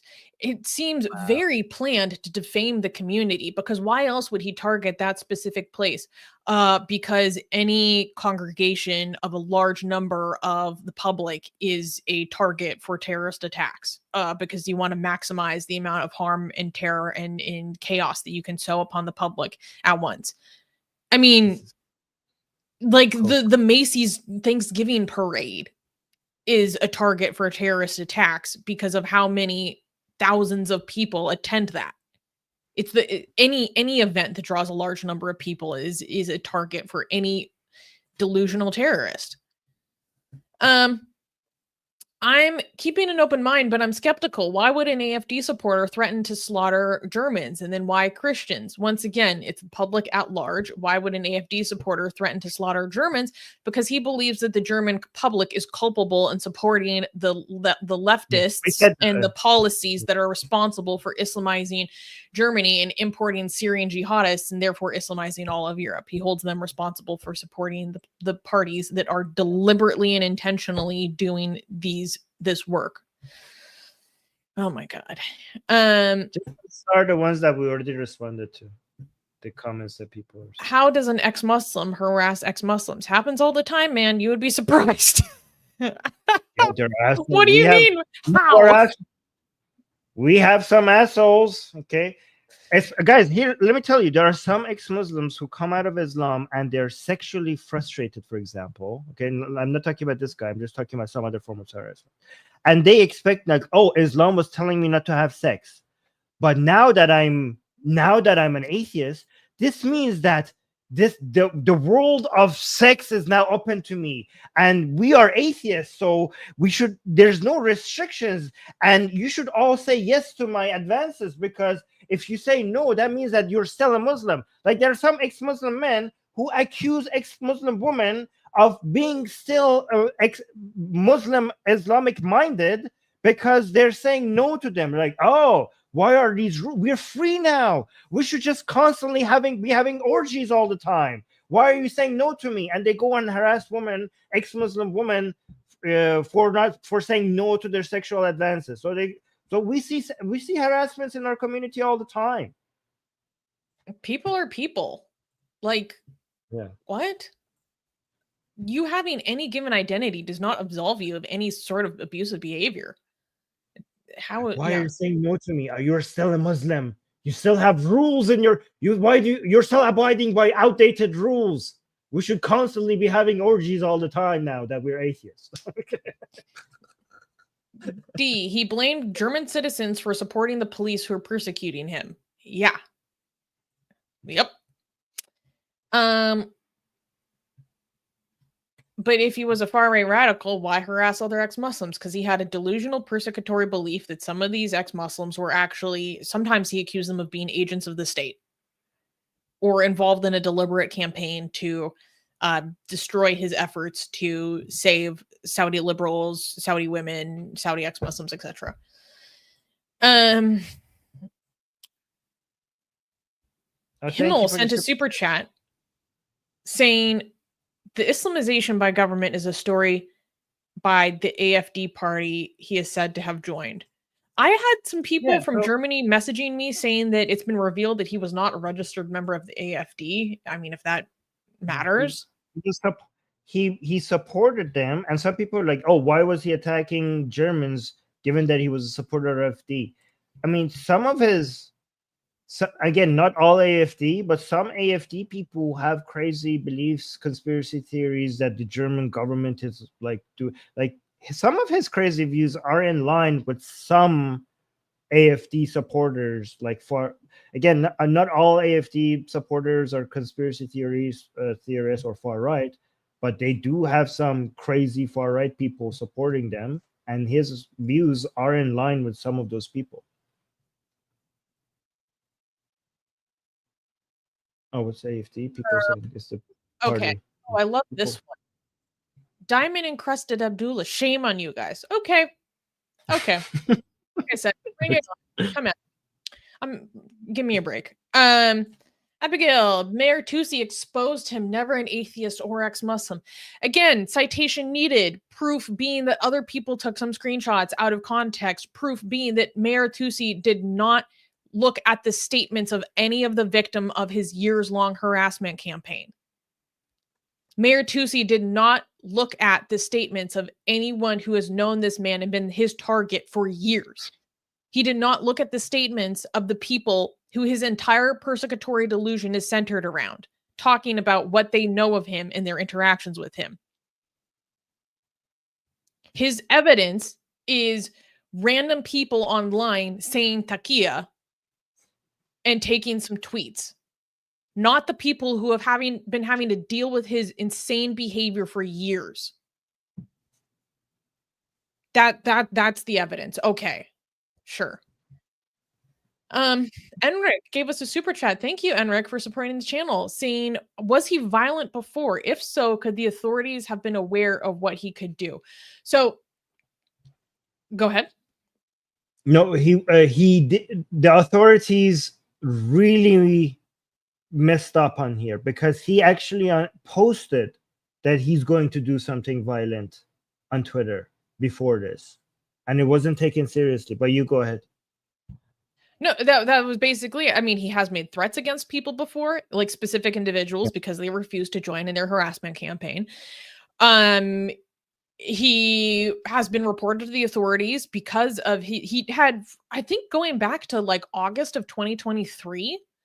I think he had tweets where he was basically intimating that he was going to conduct a mass casualty event, and there have been attempts to report him to the authorities.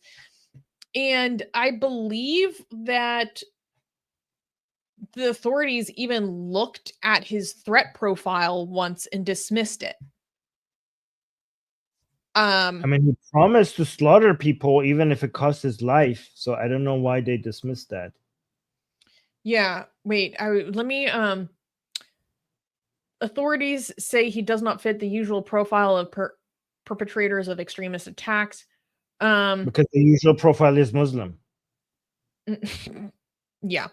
Yeah, that's the usual. In a dispute over the recognition of examination results, he threatened members of the State Medical Association with an act that would attract international attention, triggering an investigation and search of his home, the DPA news agency reported, citing Pagel. No evidence was found for a real preparation for an attack, but the court found him guilty of 2013 of threatening an attack. So he's had threatening behavior for over a decade now. But they literally raided his home and didn't find anything. That was followed by other threats that he made. Head of criminal police office on Saturday said that his office received a tip-off from Saudi Arabia in November of 2023, which led authorities to launch appropriate investigative measures. Quote, the man also published a huge number of posts on the internet. He also had contact with various authorities, made insults and even threats. However, he was not known to have committed acts of violence, said Munch, whose office is the German equivalent of the FBI. He said that the warnings, however, he said that the warnings, however, proved to be very unspecific. The Federal Office of Migration and Refugees also said it received a tip-off about the suspect in late summer of last year. So that goes back to what I was saying, August of 2023, saying this was taken seriously like every other of the numerous tips the office said on X on Saturday. But it was also noted that it is not an investigative authority and it referred to the information to the responsible authorities. It gave no other details. The Central Council of Ex-Muslims said in a statement that the suspect had terrorized them for years and expressed shock at the attack. So, yeah, basically, he even has been investigated many times. Google the word taqiya and find out if it's Islamic or not. Oh my God. Oh, wow. Thank This you is for hilarious. Wait. Thank you. No, I just want to thank that guy for introducing us to the concept of taqiya. We didn't know. What a great revelation. Thank you for the education. But yeah, go on. Yeah. Christian Non-Trinity Believer Defense League said terrorist atheist channel. Okay. We're here to tell you, actually have some freaking integrity and tell you something that you might not want to hear, even though it might not play into a narrative that would benefit us or even make our larger community look good. Okay. We're here to tell you the real truth. If that makes us terrorist apologists. By the way, I mean, you would have to be like absolutely smooth brained to believe that this isn't us in any way like whitewashing this attack. I hope people realize that. Like, because I know that there are people that are stupid enough that they think because we have a different explanation for this attack, that means we're downplaying it. There are 100% people that are that fucking stupid that they would believe that because we have a different explanation for the attack that doesn't play into the narrative that they want to hear, that means that we are downplaying the severity of this attack. And that could not be further from the truth. And if you believe that, I don't know what to tell you. You just don't want to hear it.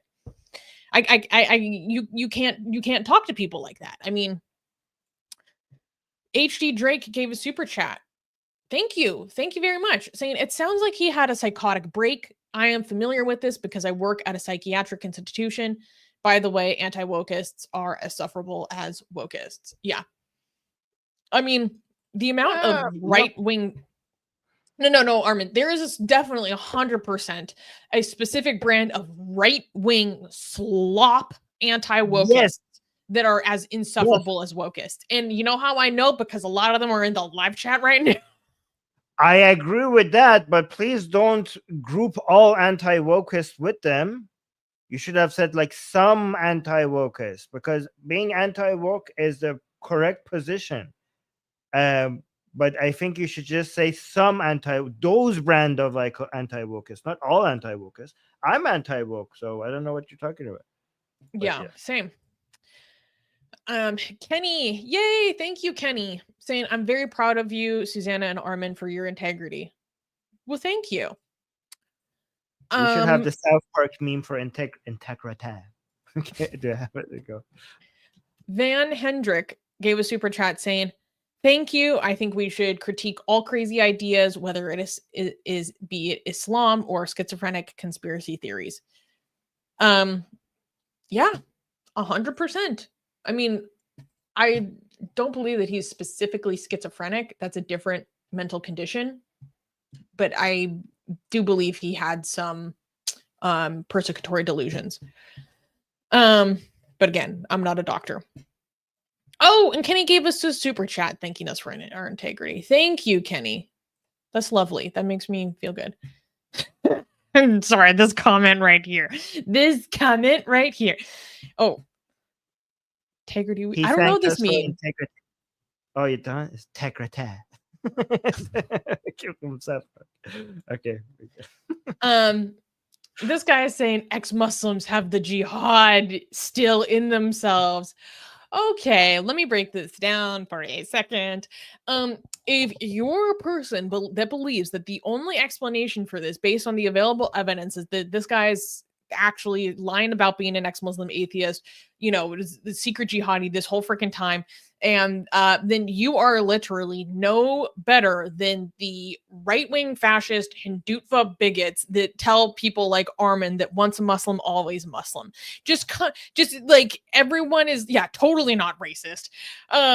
Just I hope everyone recognizes that is just like out and out like bias, bigotry. There is no other way to say it. There is no other way to say it. Like, you are exposing yourself as having nothing except animus and bigotry towards Muslims. If this is literally your only way of comprehending this event, and shitting on people that are trying to provide you with more context. And all ex-Muslims still have the jihad in them.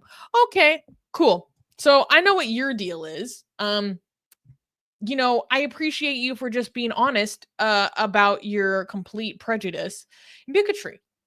I actually like people just coming out and say it. Just come out and say it, so I know how it goes. So I know what you really think. So Uriel is saying apparently the Saudi government warned Germany prior. Okay, here's the deal. We have no idea so far what the Saudi government warned the German government about. I don't know what the warnings were or what the nature of the accusations against him were. Because you have to keep in mind that, again, I believe he was a Saudi ex-Muslim atheist who criticized the Saudi government. Those are all things that are crimes in Saudi. He did have a website that gave resources to help people leave Saudi. A lot of them were things like, if you're a woman who needs to escape Saudi because your family's trying to force you into marriage, you should try to convince your family to let you study abroad. And then once you go study abroad, you get a visa, then you can seek asylum. Stuff like that. Now, the Saudi government, who would hate someone like this, would say, oh, that's human trafficking. No, that's all advice on how to legally get a visa and a pathway to leave the country legally in that specific instance, that specific example. So maybe that's what the Saudi government had against him. Again, guys, we're talking about the Kingdom of Saudi Arabia here, okay? People are like, oh my God, why didn't Germany extradite him to Saudi? Because as someone who works with ex-Muslim atheists all the time, if the German government was trying to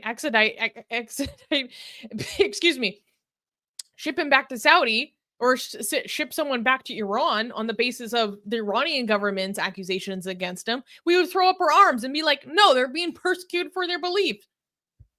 Yeah, maybe these days, not for your anti-Islam beliefs as much before with the Saudis, but your the Saudi kingdom belief.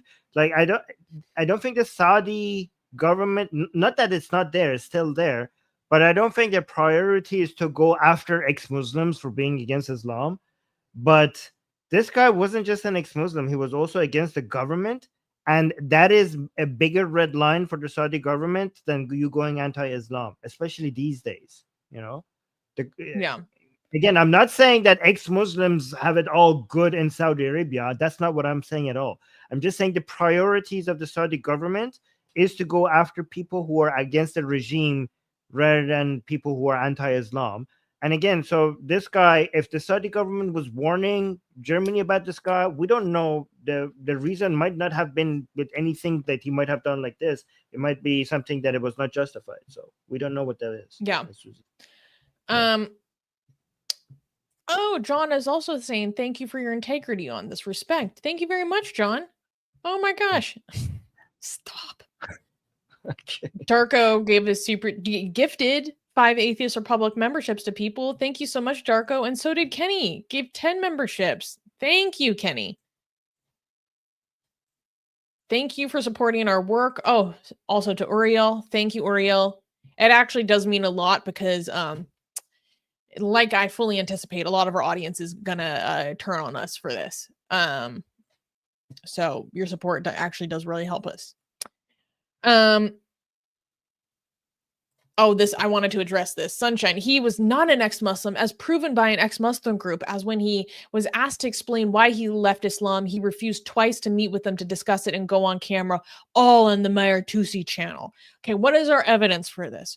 Our evidence for this is that Brother Rashid, who is a Moroccan ex-Muslim Christian, likes to interview ex-Muslims. And he reached out to him a few times, and this guy didn't want to do an interview with him. That proves that he's not an ex-Muslim because you don't want to do an interview with someone random. All on the Mayer Tusi channel. That proves nothing. That proves absolutely nothing. What? So how you identify as completely discredited because you don't want to give an interview? And this, because he didn't want to give an interview, outweighs the balance of all the other evidence we have. Okay. You know what, Susie, you know what's interesting? If evidence comes that this guy is a Muslim, me and Susie are honest enough to be like, okay, based on the new evidence, this guy isn't actually Muslim. However, I would bet you real money that as the investigation goes through, if more and more evidence comes that this guy was an ex-Muslim who has just lost his mind, the people on the other side, the vast majority of them, they'll be like, the government is hiding something. That you cannot trust anything that you're saying. This is all a show. It's all a conspiracy. So there was nothing would change their opinion, obviously. Yeah, you know what this is called? This is called cognitive dissonance. Where literally, like, the further evidence to disprove your claim actually pushes you deeper into the claim. This was observed in the practice of UFO cults. Literally the practice of UFO cults. Falcon is saying, I was primed to believe the taqiya sleeper cell theory. I feel my brain clog just cleared. Great stream. Falcon, well, I appreciate you for not just losing your mind I love it. Good for you, Falcon. Good for you. I love it. Clodius is saying, thank you for your integrity. Atheism is nothing without a commitment to the truth. Well, I don't know. I mean, atheist is nothing except the lack of a belief in a specific claim, to be honest. Yeah. But here's what I say. That the truth will always stand under scrutiny. Right. The truth will stand under scrutiny. So if what we believe, Armin and I, right now, is not the truth and it does not withstand scrutiny, we will adjust our beliefs accordingly. Exactly. But I'm saying all these other claims are not withstanding scrutiny right now. Yeah, don't remove that comment. So I appreciate the super chat and the first part of your comment. However, guys, don't make atheism something more than it is, okay? Our position is that atheism is the correct answer to only one question. And that question is whether there's evidence for the existence of God. It's not the commitment to truth. There are many atheists that have the most bizarre, crazy ideas, and they're still atheists. It doesn't make them any less atheists. It's just one question, one answer. Atheists could be wrong about so many other things, right? So atheism is not a commitment to the truth. Atheism is the right answer to only a single question and nothing else, okay? But thank you for the support. Lika gave a super chat. Thank you. Thank you very much. Saying some make mistakes, hard to hear, mistaken equals idiot. I'm sorry, I don't understand this. I think it's saying like I think what he or she is trying to say is that, you know, some ex-Muslims make mistake, and it's hard to for people who are having a hard time hearing that, they're idiots. That's the best I could do with this comment. If maybe that's yeah. Oh, Flying Robot Duck, thank you so much for the super chat, saying like the stream to support integrity. Thank you. Exactly. Tyrone gave a comment which I 100% agree with, which is some of you are just looking for excuses to hate Muslims, which is pretty pathetic. 100% agree. And I'm not going to call it anything else. I am not going to call it anything else. Let's be fucking honest here. Yeah, this is why, guys, for people who might be new here on this channel, our position is that it's justified to hate Islam. It's not justified to hate Muslims. This is why I constantly say on this channel, the reason why we're anti-Islam is partly because we care for Muslims, and Muslims are also a victim of Islam. We are not anti-Muslim on this channel. We're anti-Islam. We care for Muslims. We love many Muslims. We have many Muslims in our lives that we love, we care for. And yeah, I mean, you guys, if you're here because of anti-Muslim hate, if you're here for anti-Islam hate, then yeah, this is the right channel. If you're here for anti-Muslim hate, this is not the right channel. And you guys, just when you see a terrorist attack, you want to come up with a way to call that person a Muslim, because you are anti-Muslim. You're not anti-Islam. You're just mostly anti-Muslim. Yeah, if you want to criticize Islam as an ideology or an idea set, there is plenty of material for you to go after. Yes. This is not one of them. You don't have to make up shit when there's already plenty that you can unpack. You don't got to make up shit. Sarah is saying we're also not anti-Arab. Exactly. Thank you, Sarah. As whoops, dozens of our Arab community members can attest to. I will defend them any day of the week. Ahmed Mustafa is saying we have idiots too. Yes.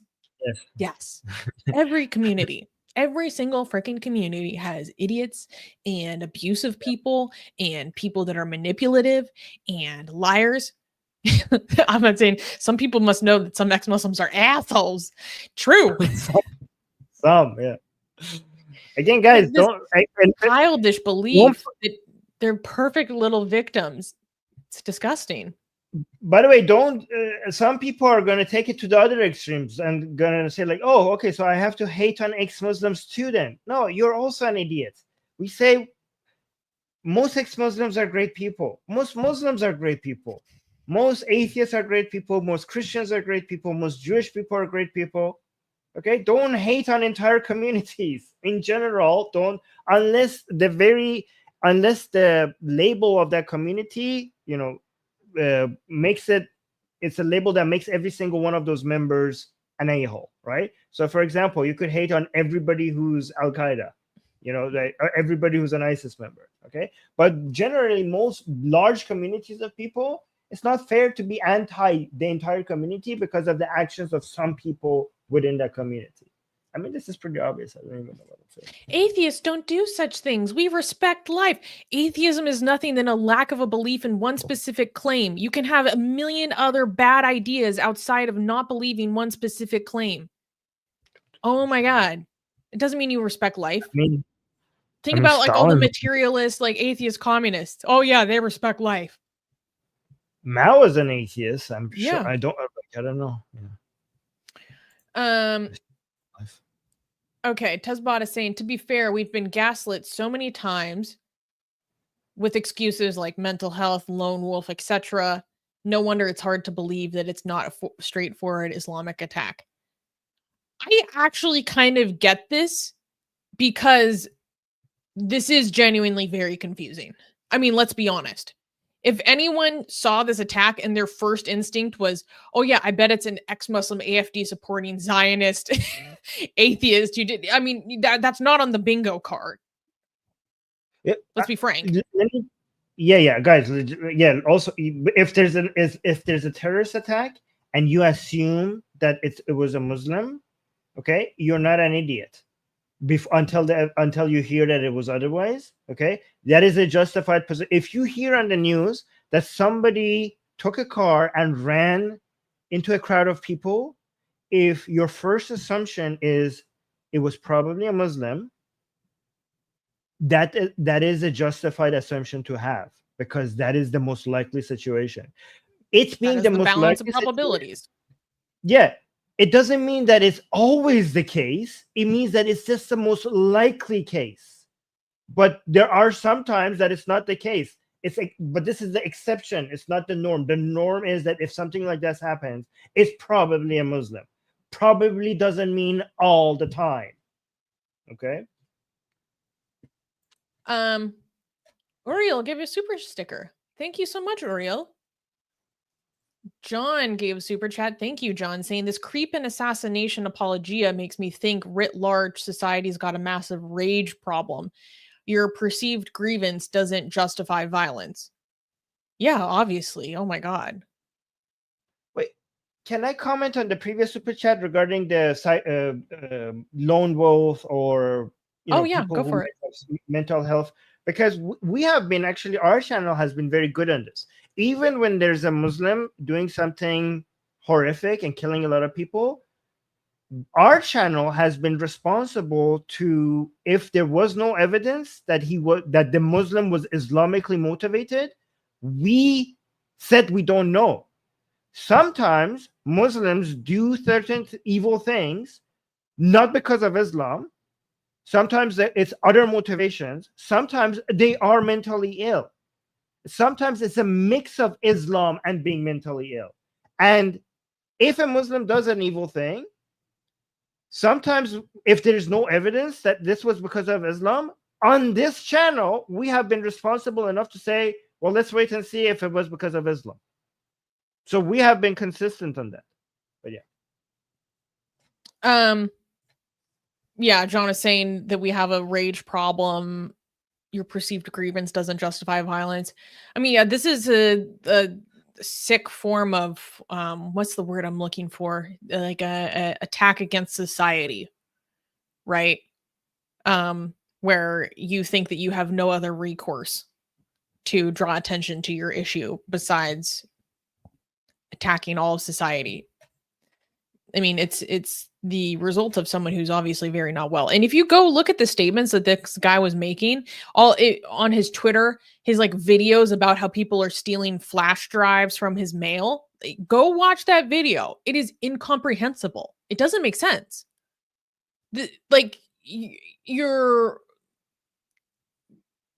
based on my familiarity with persecutory delusion. I mean, it's making connections where there is not reasonable evidence to make connections. So the guy was not just doing taqiya and being an ex-Muslim.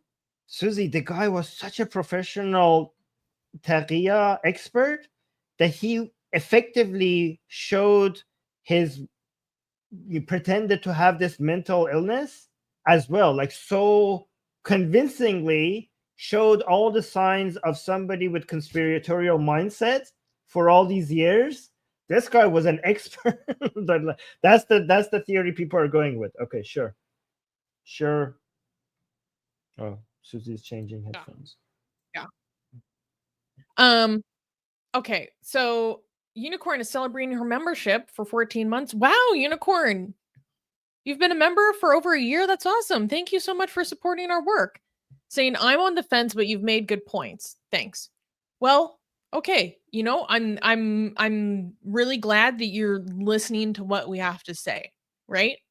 And Kenny T just gave a $20 super sticker. That's so generous. Thank you, Kenny. Thank you. We have a comment by Nikolaus saying he was pretending to be an ex-Muslim Armin, like apostate Aladdin and Bassem Youssef. This is disgusting, and I'm fucking sick of this attitude. Apostate Aladdin is an ex-Muslim. Bassem Youssef, to my knowledge, is an ex-Muslim. Just because you don't like their opinions and you don't like what they say, that doesn't make them not an ex-Muslim. You don't get to dictate this. Who the fuck do all these people think they are gatekeeping this shit? You must agree with me 100%. Again, I agree with you that these people have shit takes. Okay? The people that you mentioned. However, ex-Muslims sometimes have shit takes. People shouldn't have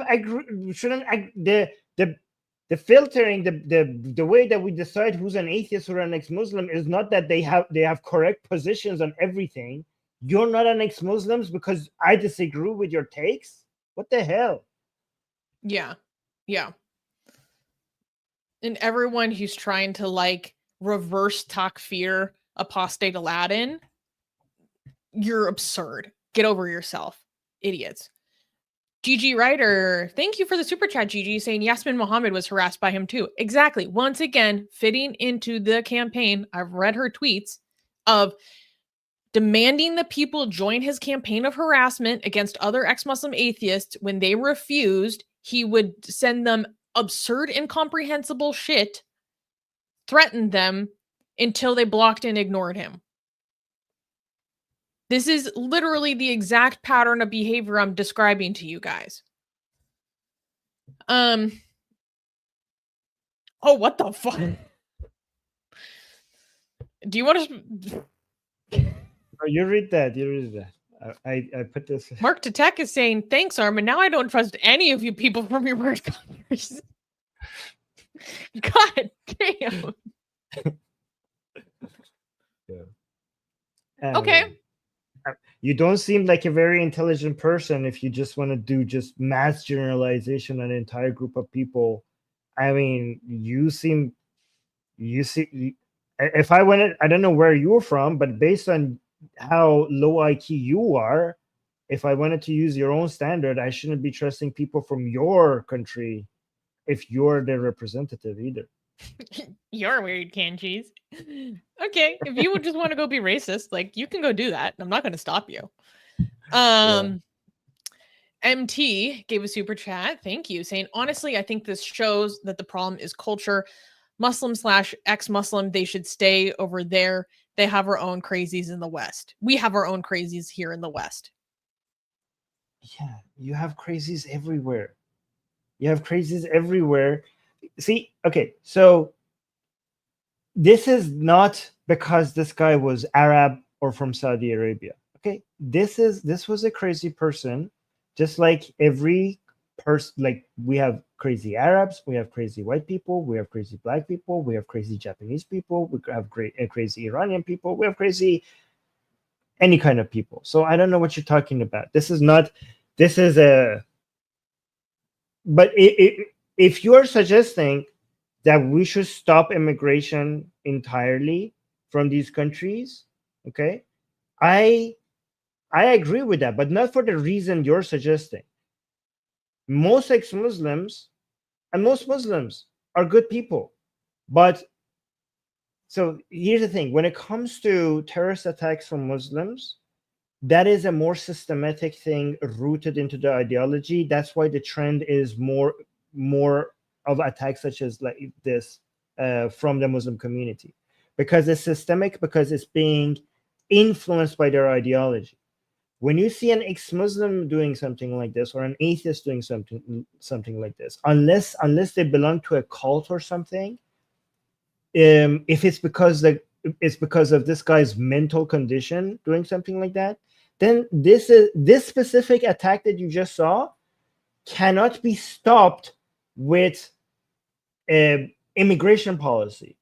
Okay, but I agree that from Islam, we should stop immigration from Islamic countries as a whole until we could figure out what the fuck is happening, because they just opened the door to Europe in such a way that even if there are some good people getting in, the massive shift in demographics is going to have so many unpredictable catastrophic results on societies in ways that we can, even we here who are anti-mass migration, I'm telling you, you're going to break society in ways that even us are not going to be able to understand. Like we're talking about, oh, Islam is bad, these are inferior cultures, blah blah blah, but even if they didn't have inferior cultures, even if they weren't Muslim, this level of mass migration without filtering to any form of country is just going to break things. It's just going to, society is not equipped to deal with this much change this fast, even if these were good people. So I agree that just mass migration like this should be stopped, especially from Muslim countries entirely, even if there are ex-Muslims there who might need this, who deserve better lives, but not because of the reason you're saying. Your reasoning doesn't make any sense. Does that make sense? Is that what I just said? Makes sense to me. Yeah. GJ gave a super chat. Thank you, GJ, saying sleeper spies / lone wolves do play very long games. That is not a justifiable belief based on the evidence so far available to us. Yeah. And if so, he did a really bad job as a sleeper spy. Yeah. Because no one trusted him. No one liked him. We excluded him from conversations. We excluded him from conferences. We excluded him from efforts to help people flee persecution because of how erratic his behavior is. Doesn't seem like a really good tactic if you're trying to gather intel on someone. Yeah, also, what you're saying is not evidence. You're saying that this is a possible thing, okay? Something being possible is not interesting. So we need to see what's likely. For going from possible to likely, you need evidence. You are just saying, oh, what you're suggesting is that this is not impossible. Your option that you're presenting is not impossible. Well, sure, it's not impossible. It's not even impossible that the guy is a space Nazi. Nothing is impossible. Okay, nothing is impossible.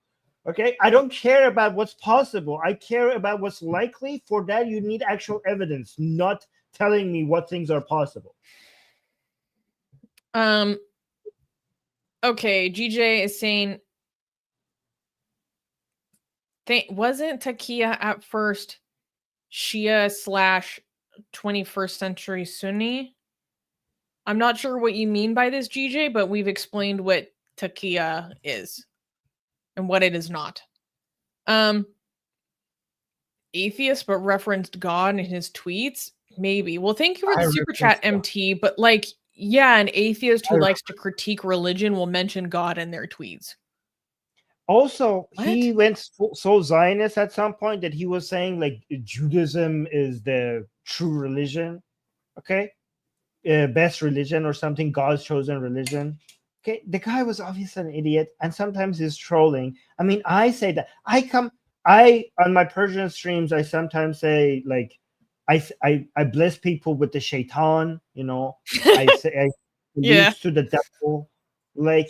I mean, obviously, like when he was saying, you know, Judaism is the best religion, he's constantly being like attacked by anti-Zionists, and he's trying to trigger Muslims. I'm assuming that that's what he was trying to do. But you know, if you're saying he referenced God, okay, then I'm not an atheist. I'm based on your standard, because I also reference God sometimes. It's just part of language. It doesn't. Yeah. Oh my God.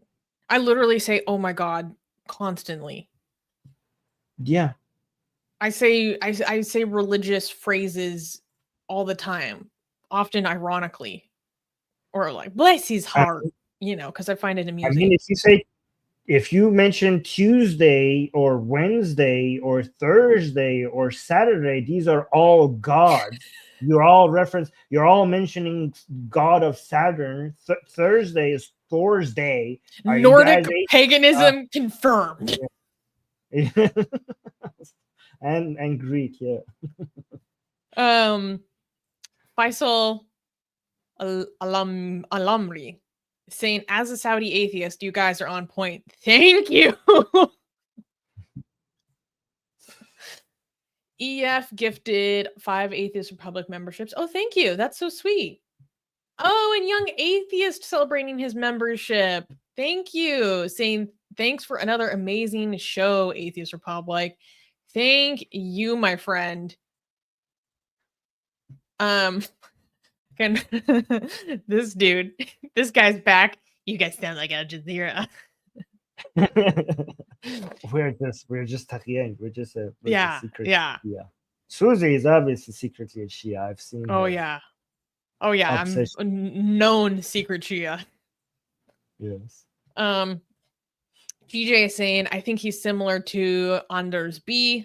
Censored, meaning I think the perpetrator is similar to Anders Breivik. Exactly. I in terms of what's the word I'm looking for? I guess pattern of attack. I think there are some similarities. But again, we are not counterterrorism experts, and I'm sure a lot more information will be forthcoming. And trust and believe that we will be following this case extremely closely and talking to our audience about it as more information becomes available, because obviously there's a lot that needs to be cleared up. Clodius gave a super chat. Thank you.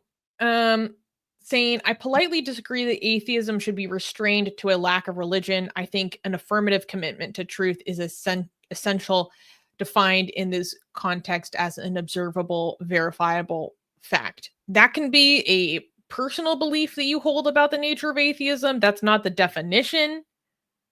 You could say that this is what, someone who believes in rationalism and empiricism should do. That can be your personal definition. That's not the definition. First of all, that was not my position that atheism is a lack of religion. Okay, you could be an atheist and have a religion, like you could be, I don't know, Buddhist or something like that. I said a lack of belief in God, not a lack of religion. Not believing in God and not having a religion are two separate things, okay? And also, us saying atheism is simply a lack of belief in God doesn't mean that those other things that you're mentioning are not important. Obviously, they're important, but they are beyond atheism. Us saying that's not part of the definition of atheism doesn't mean that they're not good. Obviously, commitment to truth is essential, but your commitment to truth, as essential as it is not part of the definition of atheism. Okay. Man. Oh, you got muted. You're muted. You're muted. I'm saying, I gotta be honest, I have never been so invigorated by so many people coming after us in the live chat. Bull McLeod gave a super chat saying we should take away their ex-Muslim licenses. Exactly, Bull McLeod. Oh my God. We have the authority to stamp and approve who gets to have the identity of an ex-Muslim. And as a centralized authority, we to strip that away at will. We're taking back your ex-Muslim card. You heard it here first. By the way, guys, for some people who don't take sarcasm, both Bull McLeod and Susanna are being sarcastic. Yeah, thank you. 655 gave us super sticker. Thank you for the super sticker. That's very generous. MT is raising a good point, saying, sorry, but when did Zionists become a belief system? I see people throwing this out like it means something, like it's a religion. He's a Zio, guys. I mean, but Zionism is a belief system. It's the belief system that Israel should exist and has the right to defend itself. That's a belief that is a system, I guess. I mean, I don't know if it's a system. Maybe it's not a belief system because it's too simple to be a belief system. Maybe it's just a belief. Okay. There are many different types of Zionists that have other beliefs that pile on top of it. Belief system, sure. Sure. Okay, so Zionism by itself, unless you add the other things to it, is not a belief system because it's a belief that is not complicated enough to be a belief system. Yeah. Okay, sure, fine. Mithras Revisited gifted 5 Atheist Republic memberships. Thank you so much, Mithras. I appreciate that. Thank you. I love this super chat by HG Drake. Obviously, you guys are using taqiya to trick Mossad into funding your jihad. HG Drake, I do not appreciate you highlighting this. Okay? Exposing us. Come on. Keep it on the down low, man. Again, I'm being sarcastic. Oh my word. Well, so that brought us through our super chat and comments we highlighted. You wanted to come review some shit takes on Twitter? I mean, there are still so many shit takes in our live chat that I just haven't even had the opportunity to star because, I'm focusing on the other stuff.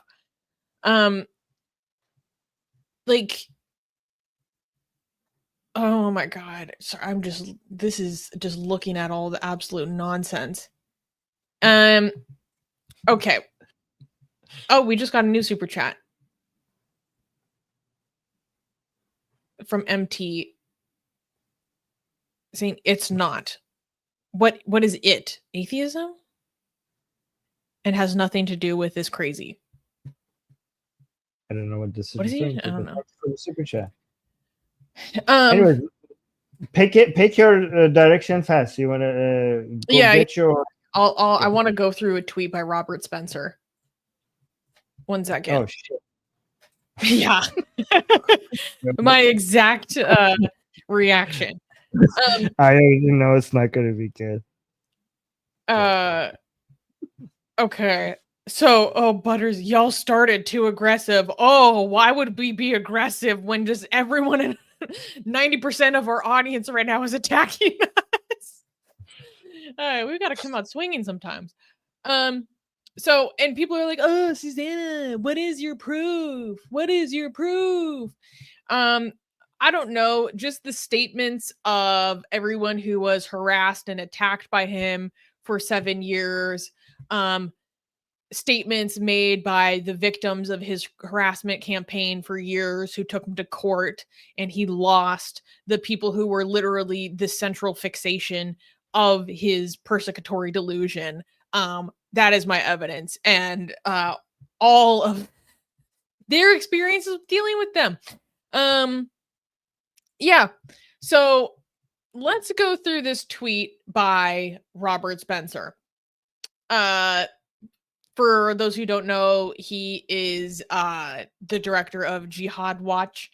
He's the author of many books, critiquing Islam, like did Muhammad exist, like all this stuff. And I do not consider him to be a credible source of information on many different issues regarding jihad and attacks of Islam and all this stuff. He is very, very quick to take any bad action that a Muslim did and attribute it to Islam, even when it's not appropriate.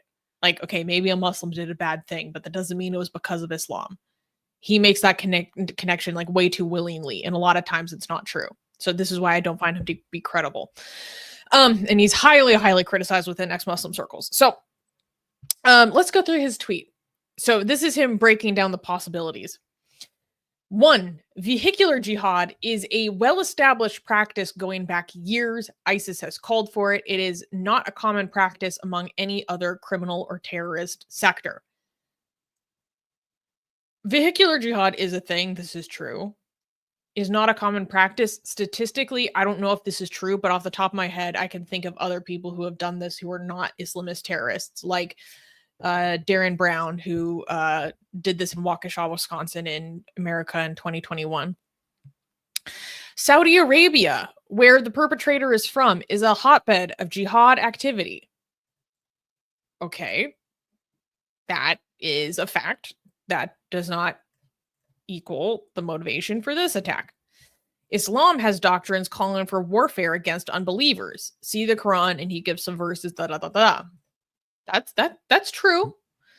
That's Islam true. Has doctrines calling for deceptions under certain circumstances. See here. And then it goes into taqiya. Okay. My God. 5. Jihad groups have been calling on attacks for German Christmas markets. Sure. That's true. That's true. Several jihad plots against Christmas markets have already been foiled. Or they have occurred. There was the attack in 2016. That's true. Muslims recently marched through German Christmas markets screaming Allahu Akbar and there's no God but Allah and Muhammad is his prophet. So I've seen some of this footage, and some of the footage is demonstrations of Syrians demonstrating in favor of free Syria after Assad fell. And then there's other footage, Armin, this is really important actually. There's other footage that is circulating of demonstrations of Muslims going around shouting Allahu Akbar, they're shouting the Shahada, they're shouting Takbir, all this stuff. But it is falsely attributed to them demonstrating at a Christmas market, when really the origin of that specific footage comes from when there were open actual Islamist demonstrations in Germany, like in Hamburg in October. And we covered that. So they're taking that old footage and attributing it to the Christmas market.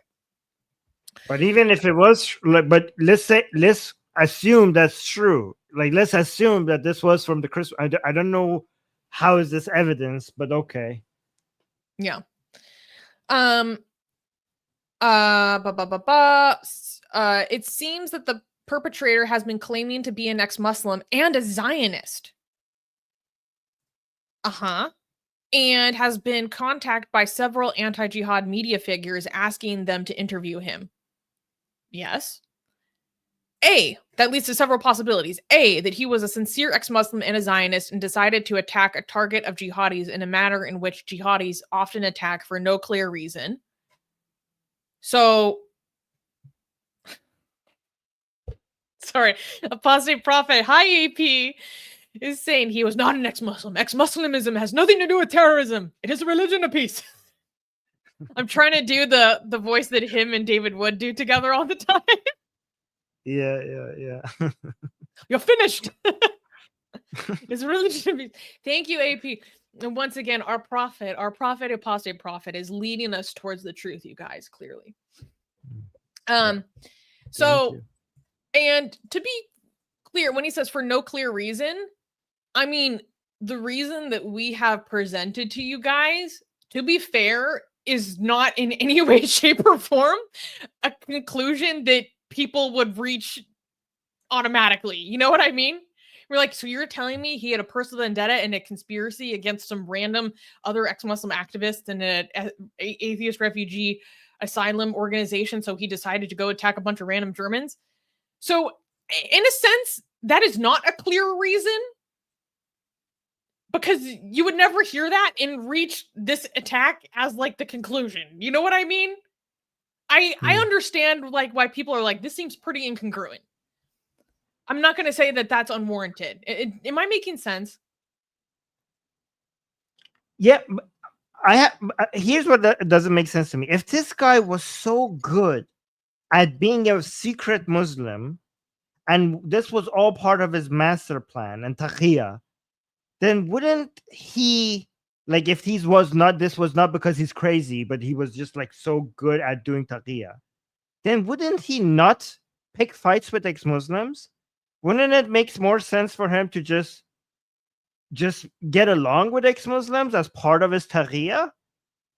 Like, that is really like, he at the same time was this guy that so effectively managed to pretend that he's an ex-Muslim for these years, but he also picked fights went and harassed other ex-Muslims. Like, yeah, if I was doing taqiya, I wouldn't pick fights with ex-Muslims. I would be like, yeah, I'm one of you guys. Like, oh my God, you're all my heroes. I love every single one of you.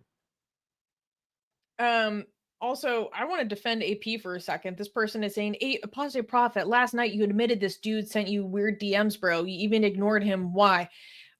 Because you have no idea the insanity of the DMs that AP probably gets on a regular basis. Go read the stuff that he was sending people. It's nonsensical. It's incomprehensible. It's erratic. This is exactly the profile of the kinds of absolutely bizarro DMs that people receive all the time, where they're like, yikes, that guy's off his rocker. Okay, block, ignore. I mean, we were ignoring this guy. Like, this guy was trying to get our attention for years in response to our, like, posting things that he wanted Atheist Republic to talk about in the comment section of our tweets. And we knew for years that this guy is crazy, so we ignored him. Yeah, it was like this, trying to, again, post his defamation and get other people to engage in his defamation. B, another possibility, he was lying in preparation for his jihadist attack. Okay, well, I think we've thoroughly examined why I do not believe that this was likely. And C, this is where things get interesting, Armin. C, he was a genuine ex-Muslim, but in a moment of personal crisis, returned to Islam and realized he had to do a great deed to outweigh his apostasy on Allah's big judgment scales. Muhammad teaches that no deed is greater than jihad, so he went on a jihad attack, basically to immediately absolve him of his sins and reach the highest, level of heaven. That Where is he getting all this from? Where is he getting all this from? Speculation. Okay. I mean, why not just add to the story? Like, if we're writing stories based on no evidence, like, let's make it even more dramatic. Guys, come up with like your own lines. Add to the list. Like, let's add a jealous girlfriend in there. I don't know. Let's also add like a plan to do a bank robbery. I mean, why not? Let's just keep. Yeah. Again, so these are the three possibilities he lays out. And then here's number A, which is basically, out of the three of these, the most in line with what I believe to be the justified belief right now. And he said, of those three possibilities, number A is the least likely. Why? Because if he was an ex-Muslim who went mad, he would be much more likely to have targeted Muslims rather than choosing a target favored by the very jihadis he despised. Or, No, you as is idiot. the If he went, pattern with other terrorists, they go after all of society because they have a grievance against all of society for propping up the people they believe persecuting them, or for ignoring their warnings, or I exhausted all legal options. Or if you go through his writings and what he says, he believed that there was a deliberate, purposeful, intentional conspiracy against him. Yeah, brain rot. yeah. Look, you know how look at the statement, okay? If he went mad, it would make sense for him to do this. Do you see the problem with that line of reasoning? If someone goes mad, then the things they do would probably not make sense to you as somebody who's trying to make sense of this. Do you understand the unpredictability of the actions of a madman? Once you admit that once you go through the scenario evaluating the madman option, then you cannot say, well, it wouldn't make sense for him to do this if it's a madman. A madman does things that makes no sense. That's why we call them a madman. Oh wait, there's one comment I wanted to address. Okay, I'll get to that later. The establishment media will be insisting that he is an ex-Muslim and never considered the possibility of deception or return to Islam. Okay. That is because they don't know about those possibilities, and because they always do whatever they can to distance Islam from the violence done in its name and in accord with its teachings. But their claims in this case are quite flimsy. Here's the thing. Armin and I are frequently criticizing institutions, establishment media, uninformed journalists about their pattern of behavior regarding whitewashing Islam, making excuses for Islam, not being honest about Islamist intentions. Anyone who's familiar with our work, what we do in this channel, knows that we are very quick to call out the media for not being honest about the nature of Islamic attacks. Armin has like 2 decades of reputation to stand behind when it comes to that. So we are not taking this stance because we have any reservations or fear of calling it what it is if we do believe it to be an Islamically inspired attack. We have zero reservations about doing that. But we do not believe this to be one of those instances. As of right now, with the evidence that we have, yeah. Exactly. And then he continued, or alternatively, he just snapped, has some like psychotic episode, etc. In that case, it's noteworthy that his desire to seek revenge led him to emulate a common practice of the warriors of the religion he professed to have left. So, yeah, I think this guy did snap, and terrorists do attacks that they've seen other terrorists do before. Yeah, and guys, running into cars is not written in the core. Running cars into people, terrorists use that because it's the most effective way of getting high kills, right? This is not written in Islam, in the Quran, to run cars into groups of people. Okay, when it's hard for you to gain access to weapons, a car will become the most effective weapons of mass killing. Obviously, like it's like, oh, why do Muslims did this? Muslim terrorists did this, and he did it as well. I wonder, is this guy copying Muslims? No, they're both just using the most effective way of getting mass casualty. Tell me the best options out there. Cars can be turned into weapons, given, especially when you live in a society when you can't have, it's hard to get access to guns, right? Yeah, this isn't rocket science. Yeah. But I want to respond to this. Oh yeah, you want to go? Go for it. No, you go. All right. So somebody's saying, stop calling jihadists mentally ill madmen. I didn't call jihadists madmen. We're calling this guy. Okay, guys. If somebody was an Islamic terrorist, if it would be less likely that it was because of mental problems. Okay, because Islam is like a parasite. It's a virus, and that takes best advantage of normal human brains, not mentally ill human brains, normal human brains. Okay, and a religion like Islam can make normal minds do the most vile, disgusting things. It could. That's why if somebody is an Islamic terrorist, we are less likely to call them mentally ill. They're just Islamists, right? However, if you're not part of a cult or an Islamic group, and if we're calling this person more mentally ill or insane or a madman, specifically because he's not an Islamist, right? Because if you're not part of Islam and you do something like this, then there's something wrong. It's more likely that there's something wrong with your mind. There's something psychologically wrong with you. But if you're a Muslim who does something like this, it's more likely that you're just under the influence of Islam, statistically, right? Not always, but yeah.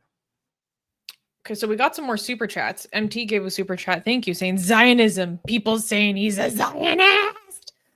And to that end, Michael Feldman is saying, where does this guy being a Zionist come into this? I was joking about people saying this yesterday. What the fuck?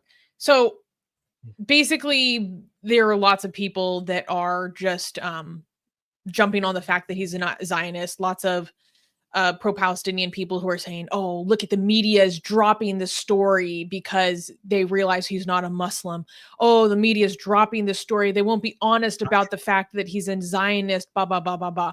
So far, like his support for Israel, which is like also like gonzo low IQ level support for Israel, if I'm being honest, based on what I've seen, is not a factor in this attack that I have seen so far.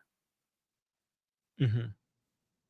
So if someone said that he's a Zionist terrorist, as in his Zionism was the inspiration and motivation for this terrorist attack, I would say that that's inaccurate. If you're describing that as like a belief that he held, just as a matter of fact, I wouldn't dispute that.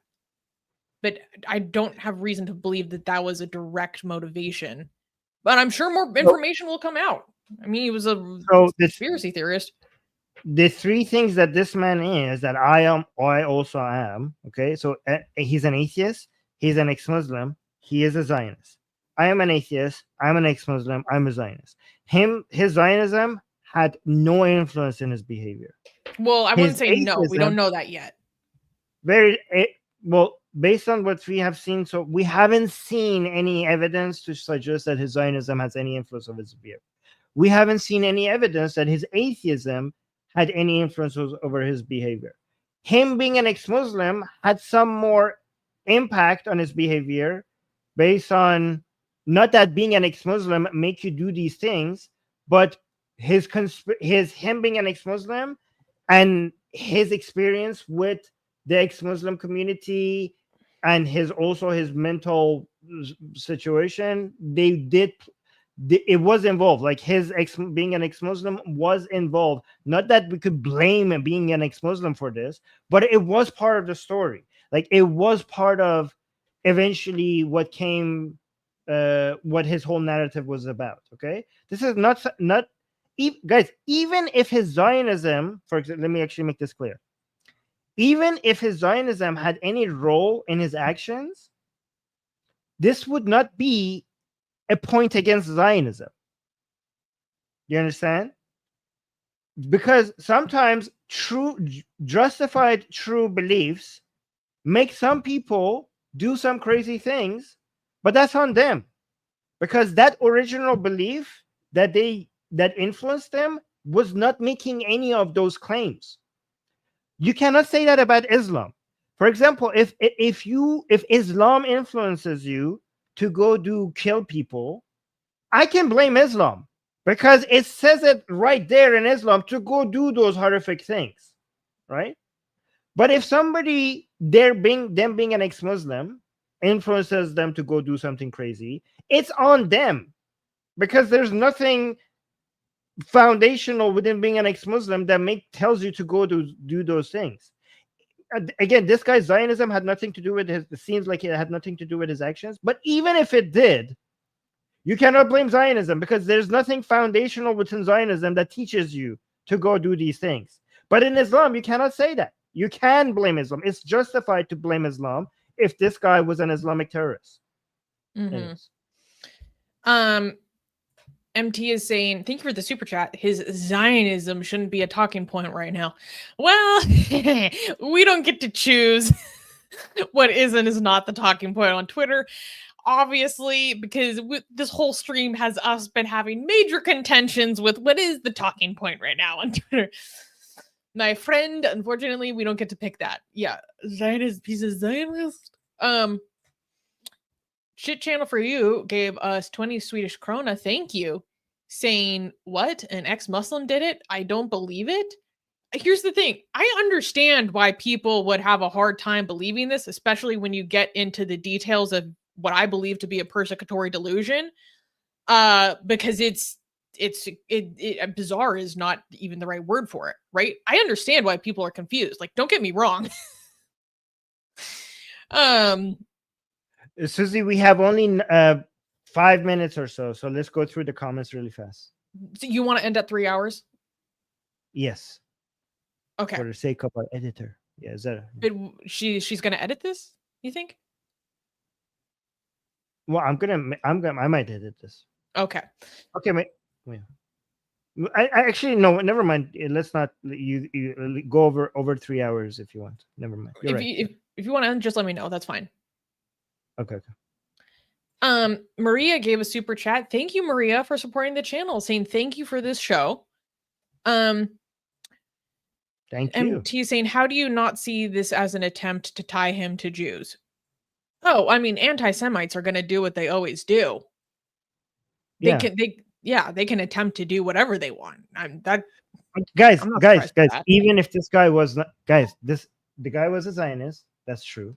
But they anti-Zionist and anti-Jewish people, they're not gonna wait for him to, like, this will somehow be connected to Jews regardless of him being a Zionist or not. So don't think like, oh no, we shouldn't talk about being a Zionist because now people are gonna blame Jews. Jews will be blamed for everything regardless of real connections or not. So yeah, this is not gonna yeah, but so MT gave a super chat saying Owen Jones has a video on YouTube saying anti-Islam, pro-Israel Zio.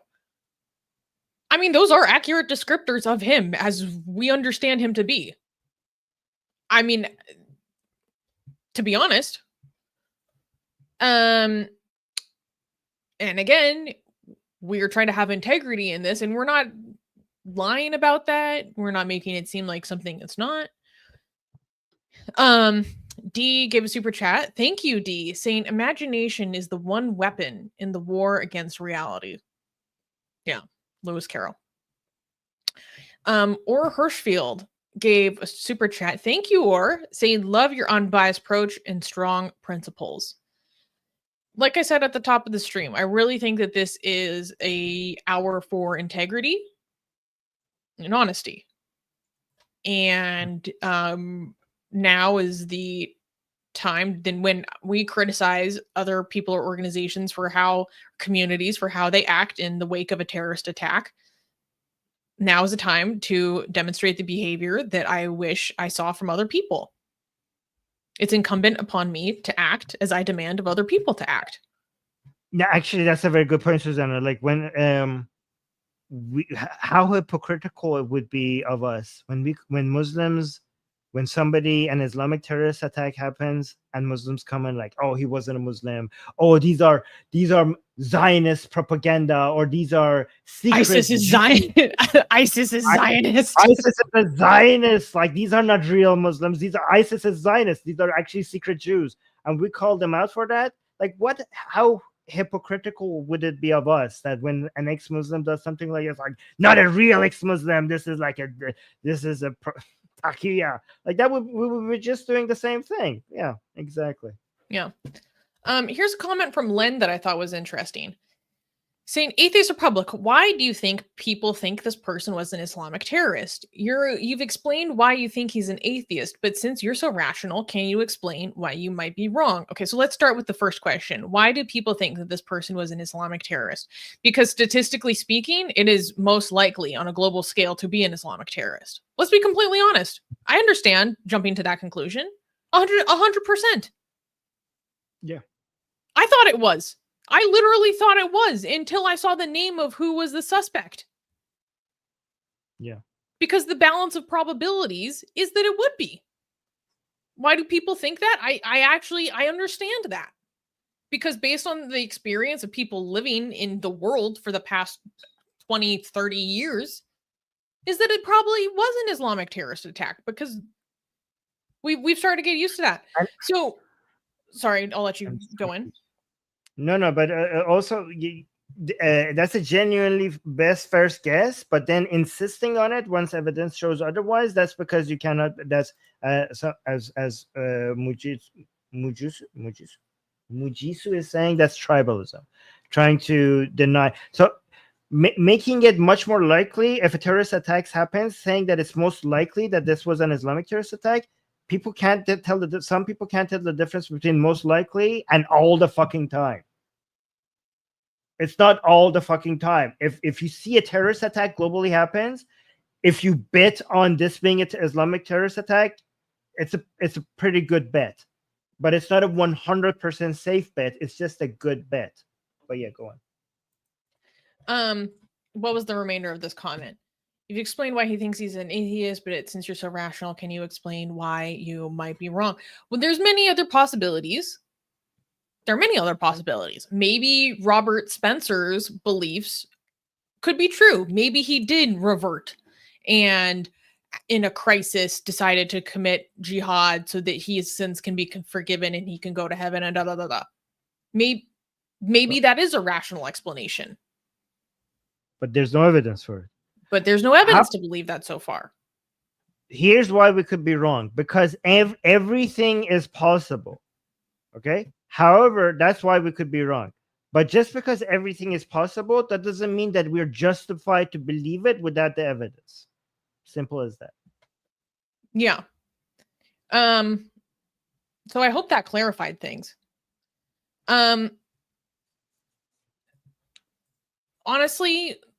I don't know. I've kind of said everything I want to say right now. I don't know about you, Armin. I mean, there's like a lot more claims that I do not believe to be true that we could go through, but we'd kind of be repeating ourselves at this point. Well, what do you think? Now that, so let's just say it fast, guys, because now we could cut it before 3 hours, guys. We probably lost a lot of our fans today. For the people who appreciate us being willing to pay the price of losing fans and supporters by holding these positions, please try to advertise our channel if you think that there's value in this. Please go ahead and recommend our channel. Go tell people to come and subscribe to Atheist Republic, because every time something like this happens, we lose a major section of the people that we have gathered because of we gather people because of anti-Islam takes, and then we lose them over things like this, right? So please, if you think that this is a good balance that we have on this channel, go and advertise us. Word of mouth is the best way for a channel to grow. So go and recommend us, okay? And like the stream, that really helps the algorithm recommend our channel. Leave a comment after the show is over, and subscribe if you're new here. Hit the bell notification if you're new here.